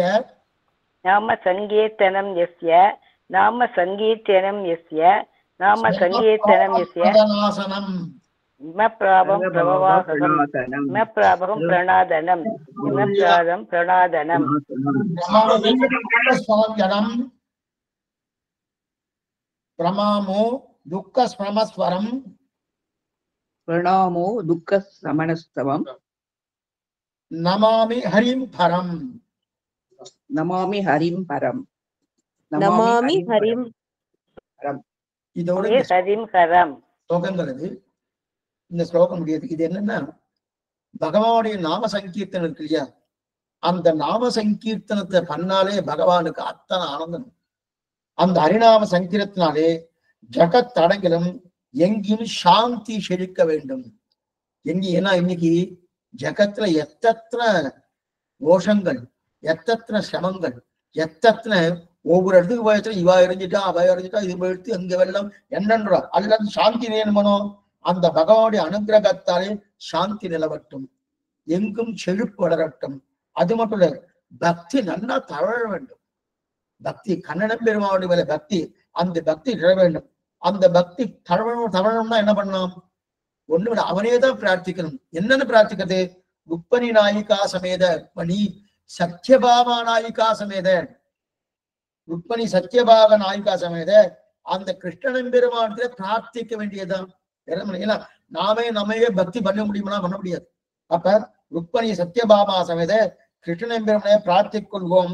மங்களம் கோசலீந்திராய மகனீய குணார்த்தனே சக்கரவர்த்தி தனூதாய சார்வபௌமாய மங்களம் பிருந்தாரண்ய நிவாசாய பலராமானுஜாய ச ருக்மணி பிராணநாதாய பார்த்தசூதாய மங்களம் மங்களா சாசனபரே மதாச்சாரிய புரோகமே சர்வேட்ச பூர்வையாச்சாரியை சத்குதாயாஸ்து மங்களம். சாந்தி சாந்தி சாந்தி என்பது சாந்தி எங்கும் நிலவட்டும், பொலிக பொலிக பொலிக பொலிக என்று ஆழ்வார்கள் அருளி செய்தபடி எல்லாம் பொழுந்து நன்றாக செழிப்பாக இருக்கட்டும் அப்படின்னு சொல்லியாச்சு. இப்ப கிட்டத்தட்ட 40 காலக்ஷேபங்கள் மேல இந்த பாகவத புராணத்தை நம்ம அனுபவிச்சுட்டு இருக்கோம். இதுல முதல்ல நம்ம யாருக்கு நன்றி சொல்லணும்? நம்ம அனுபவிச்ச மூணும் இந்த அனுபவத்தை கொடுத்தாரணும். அனுபவத்தை யார் கொடுத்தது? அதே ருக்மணி சத்யபாமா சமேத கண்ணன் பெருமான் தான். அவளுக்கு தான் அந்த திருவடி தவிர மற்றொரு திருவடி கொடுக்க போறதா கிடையாது. அந்த திருவடி தானே கொடுத்தது. முதல்ல அவளுக்கு நம்ம நன்றியை சொல்லியிருக்கோம். என்ன நன்றி? நன்றின்னு என்ன சுவாமி கொடுத்துருக்கேன் நன்றி, நான் அவர் கொடுத்துட்டே இருக்கார். அந்த கொடுத்த விஷயத்தை இப்பதான் நம்ம எடுத்துட்டு இருக்கோம். அதையும் பூர்ணமா எடுக்கல, ஏதோ எடுத்துட்டு இருக்கோம். முதல்ல அந்த கண்ணன் பெருமான் சுப்பனி சத்யபாமா சமேத கண்ணன் பெருமானுக்கு நன்றியை தெரிவிப்போம். அடுத்து சொல்ல வேண்டிய சுவாமி, சரி என்னதான் கண்ணன் பெருமான் அனுகிரகம் பண்ணாலும் அந்த பாகவதத்தை கொடுத்தது யாரு? வியாச பகவான் தானே. அந்த வியாச பகவான் தானே பாகவத்தை கொடுத்தாரு. யாராவது பத்ரிகாசிரம் போகக்கூடிய நிலைன்னா அங்க அதோடு நின்றாதுங்க. அங்கிருந்து ஒரு 3-4 மைல் தூரம் இருக்கு, வியாச குகை இருக்கு. அந்த வியாச குகை போய் சேவிச்சுட்டு வந்திருக்கும். அங்கதான் ஒரு மகாபாரதத்தை எழுதினார், உட்கார்ந்து எழுதியிருக்கார். ஆச்சரியமான குகை. இது சொன்னா அப்ப வியாசர், அந்த வியாசரை சேவிக்கிறோமோ, அந்த வியாசர் எழுதி கொடுத்த அந்த வேத வியாசருக்கு அவசியம் நம்முடைய கிருதஜ்ஞையை தெரிஞ்சுக்கணும். அதுக்கப்புறம் சரி சுவாமி, எத்தனை நேரம் சொல்லணும், எப்படி சொல்லணும், அது எப்படி எல்லாம் பிரிச்சு சொல்லணும், எப்படி எல்லாம் அதை பண்ணணும்னு நமக்கு காட்டி கொடுத்தது யாருன்னா சுக்கராச்சாரிய தானே காட்டி கொடுத்துருக்காரு. வேற யாரு காட்டி கொடுத்தாரு? அந்த சுக்கராச்சாரிய பரீட்சித்து உபதேசிக்க மாட்டலன்னா என்னதான் இவர் பண்ணியிருந்தாலும், இப்ப ராமானுஜர் நமக்கு திருவாய்மொழியை காட்டி கொடுக்கலன்னா, ஆழ்வார் பண்ணியிருந்தாலும் இந்த அளவுக்கு திருவாய்மொழி வைபவம் நமக்கு தெரியுமானா தெரிவதற்கு வாய்ப்பு குறைவு, தெரியாதுன்னு சொல்லலாம். அதே போல சுக்கராச்சாரியர் பரீட்சித்து மகாராஜ் உபதேசம் பண்ணனா நமக்கு தெரியறதுக்கு வாய்ப்பு குறையணும். அவருடைய திருவடிகளுக்கு பல்லாண்டு போடுவோம். அப்படி அவர்கள் எல்லாம் சொல்லி இருந்தாலும் சொல்லுமே, சுக்கராச்சாரியர் சொல்லியிருக்கார், வேதவியாசர் அவர் மூல கிரந்தத்தை பண்ணியிருக்கார், சொல்லி இருந்தாலும் நமக்கு அதோட அர்த்தம் தெரியணுமோ. இந்த பாகவதத்துக்கு உண்டான அர்த்தம் என்னதான் சம்ஸ்கிருத பாஷை, நாமோ தமிழர்களா இருக்கும். இந்த அர்த்தம் தெரியணுமோ, அந்த அர்த்தம் தெரிவதற்கு உண்டான வியாக்கியானத்தை எழுதி வைத்த நம்முடைய பெரியோர்கள் பூர்வாச்சாரியர்கள், அந்த பூர்வாச்சாரியர் திருவடிகளுக்கு பல்லாண்டு. இல்லைன்னா நமக்கு புரியுமா? ஏதோ சொல்லிட்டு இருப்போம். இது கதாபாகம் இல்லையே, அங்கங்க தாத்பரியங்கள் இருக்கணும். அந்த தாத்பரியத்தை தெரிஞ்சுக்கணும். அவள் எழுதி வியாக்கியானம் அவளை எழுதி வைக்கலன்னா நமக்கு ஒண்ணுமே புரிய போது கிடையாது. அதனால அந்த பூர்வாச்சாரிய திருவடிகளுக்கு பல்லாண்டு போடணும். இவர்கள்லாம் எத்தனை சொல்லி இருந்தாலும் அடியேன ஒருத்தனை சொல்லணும்னு சொல்லணுமோ, அடியனை சொல்லணும். அது மட்டும் இல்ல, இந்த ஏற்பாடுலாம் பண்ணணும். இந்த காலட்சேபம், இந்த நேரம், இந்த நிலையில இதெல்லாம் பண்ணணும். அந்தந்த நிலைக்கு பண்றவாள்னா இந்த வையாரம் குரூப்புக்கு பல்லாண்டு மேன்மேலும் சிறப்பாக நிறைய கைங்கரியங்கள், பகவத் கைங்கரியம் என்ன, பாகவத கைங்கரியம் என்ன, ஆச்சாரிய கைங்கரியம் என்ன, இந்த வையாரம் குரூப், அந்த குரூப்ல இருக்க அத்தனை பேரும் சேர்ந்து இந்த கைங்கரியம் விடாதுன்னா நன்னா மங்களாசாரம் பண்ணக்கூடிய கைங்கரியங்களை பல்லாண்டு நன்னா பண்ணணும். அதற்கு மேலே அவர் பண்ணியிருந்தாலும் பிரதானமா உங்களை விடலாமான்னா இல்லையே. நீங்க கேட்கலன்னா யாருக்கு சொல்றது? ஒருத்தரும் சொல்ல முடியாது. ஏன்னா அத்தனை நீங்க கேட்டுக்கல. அது எப்பெல்லாம் எனக்கு நேரம் எப்ப இருக்கோ அப்பதான் வரேன். உங்க நேரத்துக்கு தகுந்த மாதிரி அடியே வரதில்லை. ஏன்னா சில நேரத்துல சில வாரங்கள் விட்டே போயிடுது, சில வாரங்கள் 2-3 வந்துடுறது, 4-5 கூட வந்துடுறது, சில வாரங்கள் 1தான் இருக்கு. ஆனா எல்லாத்துக்கும் நீங்க தலையை அணைத்து கொண்டு 1.5 மணி நேரமோ ஏதோ ஒரு நேரமோ அந்தந்த நேரத்துல உட்கார்ந்துட்டு கேட்கணுமே அப்படின்னு நீங்க இருக்கலையே. உங்களுக்கும் பல்லாண்டு பாடிக்கொண்டு செங்கன் திருமுகத்து செல்வ திருமாலால் எங்கும் திருவருள் பெற்று இன்புருவன் சொல்லிக் கொண்டு நல்ல கோட்பாட்டுலகங்கள் மூன்றிலுள்ளும் தான் நிறைந்த அள்ளிக்கமல கண்ணன அந்தன் குருகூர் சடகோபன் சொல்லப்பட்ட 1000 இவையும் 10 வல்லார்கள் நல்லவதத்தால் மனைவார்கள் கொண்ட வெண்டீர் மக்களே ஓங்கி உலகளந்த உத்தமன் பேர்பாடி நாங்கள் நம்பாவைக்கு சாத்தினை நாடினார் தீங்கின்றி நாடெல்லாம் திங்கள் மாறி பெய்து ஓங்கு பெரும் ஜன்னல் ஊடுகையல் கொல பூங்கு வளைப்போதில் பெருவண்டு கண்படுப்ப தைங்காதை புக்கிரந்து சிக்கவலை பற்றி வாங்க குளந்திரைக்கும் வள்ளல் பெரும்பதுக்கள் நீங்காத செல்லம் நிறைந்தது. கடைசியிலா வந்தவங்க உங்களுக்கு எல்லோருக்கும் பல்லாண்டு பாடி ஆச்சரியமான இந்த அனுபவத்தை கொடுத்த மறுபடியும் அந்த கண்ணனை பெருமானுக்கும் அடியனுடைய ஆச்சாரியனுக்கு இப்படிப்பட்ட ஒரு ஞானத்தை கொடுத்த அடியன் ஆச்சாரியனுக்கும் கிருதஜ்ஞையை தெரிவித்துக் கொண்டு அமைகிறேன். சபிக்க பிரார்த்தனை. ஏதாவது சந்தேகங்கள் இருக்கோ இல்ல ஏதாவது பேசவா இருந்தா தைரியமா பேசலாம். அதுக்காக தான் கொஞ்சம் முன்னாடியே முடிச்சிருக்கேன். ஆழ்வார் பெருமானாட்சியர் திருவிலேசனம், ஆச்சாரியன் திருவிலேசனம், பகவதாள் திருவிலேசனம், சர்வம் ஸ்ரீ கிருஷ்ணார்ப்பணமஸ்து. எங்கும் கிருஷ்ண பக்தி நன்றாக தடைக்கட்டம் சொல்றோம். இப்ப பேசலாம். சாயங்காலம் காலட்சேபம் சாயங்காலம் திருப்பள்ளி காலட்சேபம். நமஸ்காரம் அடியன் சுவாமி. அடியவங்களுக்கு எவ்வளவு தெளிவா இவ்வளோ ஆனா முடிஞ்சிருத்து பூர்த்தி ஆயிடுத்துன்னு கஷ்டமா இருக்கு. ஆனா இவ்வளவு தெளிவா அடியவங்களுக்கு தேவதி காமிச்சு கொடுக்கலான்னா இவ்வளவு விஷயங்கள்லாம் அடியவங்களுக்கு தெரியாது. தேவரீருக்கு வந்து எவ்வளோ கிருதஜைகள் சொன்னாலும் அது எங்களுக்கு வாயில வார்த்தை தலையலால் கைமாறில்லை. ஆனா சுவாமிகள் திருவடிக்கு பல்லாண்டு. ருக்மணி சத்யபாமா சமேத கிருஷ்ணர் அவ சுகர் அவ எல்லாருக்கும் அடியோ கிருதஜைகள் சொன்னாலும் அவ எல்லாரும் தத்ரூபமா அடியவங்களுக்கு கண்ணு முன்னாடி காமிச்சு ஒவ்வொருத்தரையும் அப்படியே தத்ரூபமா அப்படியே அந்த பாத்திரம் கதாபாத்திரத்தை அப்படியே கண்ணு முன்னாடி கொண்டு வந்து அது சொல்லப்படாது அடியன் அந்த வார்த்தை சொல்லப்படாது.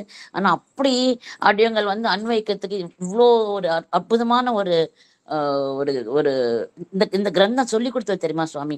அதோட பிடிஎஃப் கொஞ்சம் அடியவங்களுக்கு வேணும் சுவாமி. அது வந்து அடியவங்க தினம் ஆத்துல வந்து சேவிக்கணும். அது வந்து தேவருக்கு அடியவங்களோட ஒரு கிருதஜையா வச்சுக்கிறேன் நான். ஆனா ரொம்ப ரொம்ப தலையெல்லாம் கைமாறல. தேவர் திருவடிகளுக்கு பல்லாண்டு. இதே மாதிரி நிறைய அடியவங்கள் வந்து கேட்கணும், நிறைய விஷயங்கள் கத்துக்கணும். கத்துக்கிறதோட அந்தபடி அடியவங்கள் வாழ்க்கையில அது அது அது அது அடியொத்தி அடியவங்கள் வரணும்ட்டு பிரார்த்தனை பண்ணிக்கிறேன். அதுக்கு தேவரீர் அனுகிரகம் தேவரீர் ஆசீர்வாதம் பண்ணணும் சுவாமி. ஏதாவது க்ஷமா கேட்டுக்கிறேன், ஏதாவது பிழையா பேசினா க்ஷமா வரணும் கேட்டுக்கிறேன். ஸ்ரீமதி ராமன் அடியன் சுவாமி. சந்தோஷம் சந்தோஷம். சுவாமி அடியன் திருவடி சேர்த்துங்க சுவாமி. அடியன் கிருத்தையும் தெரிஞ்சுக்கிறோம். மந்த புத்தி இவ்வளவு நாள் புளிய வச்சதுக்கு ரொம்ப ரொம்ப ரொம்ப ரொம்ப நன்றிங்க சுவாமி.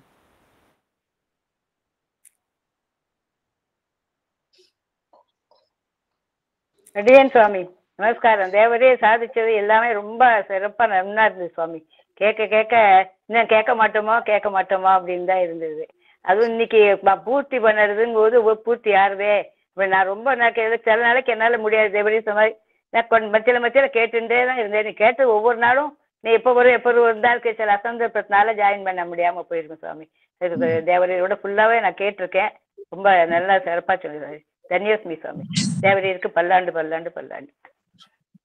சுவாமி அடியங்களுக்கு சாயங்காலம் ஆத்துல பெருமாளைக்கு ஏதாவது பண்ணலாமா சுவாமி? இன்னைக்கு அடியன் சுவாமி பண்ணிடுங்க. ஆத்துல ஏதாவது ஸ்வீட் ஏதாவது தன்யோஸ்மி அடியன் சுவாமி. அடியன் பண்ணலாம். அடியன் காலத்தால பண்ணிட்டு தான் வந்தேன். நீங்க சாயங்காலம் ஏதாவது பண்ணலாம். அடியன் சுவாமி. அடியன் அடியன் தன்யோஸ்மி சுவாமி.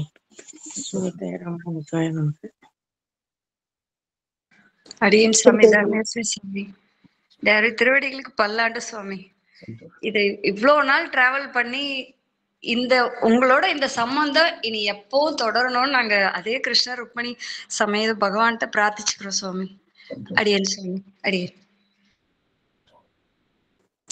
அடியன் சுவாமி திருவடி சேவிச்சுக்கிறோம் சுவாமி. அடியன் ராமானுஜதாசன் சுவாமி. தேவரீர் திருவடிகளுக்கு பல்லாண்டு பல்லாண்டு பல்லாண்டு சுவாமி.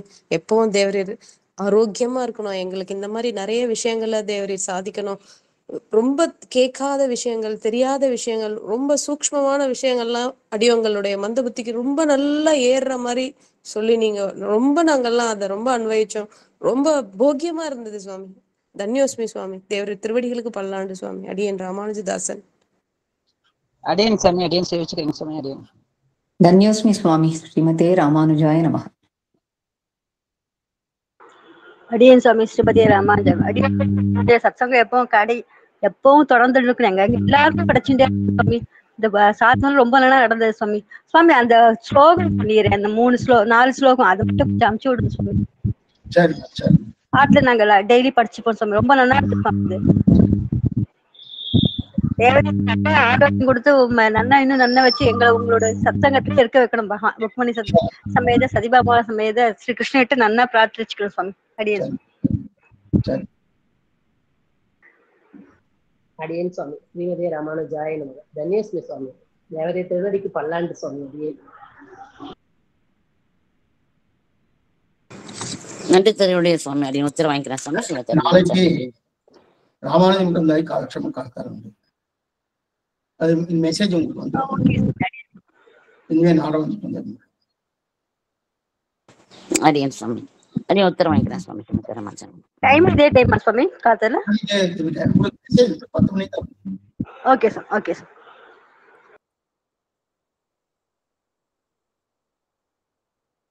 அடியன் ஸ்ரீமதி ராமானுஜம். தன்யோஸ்மி சாமி.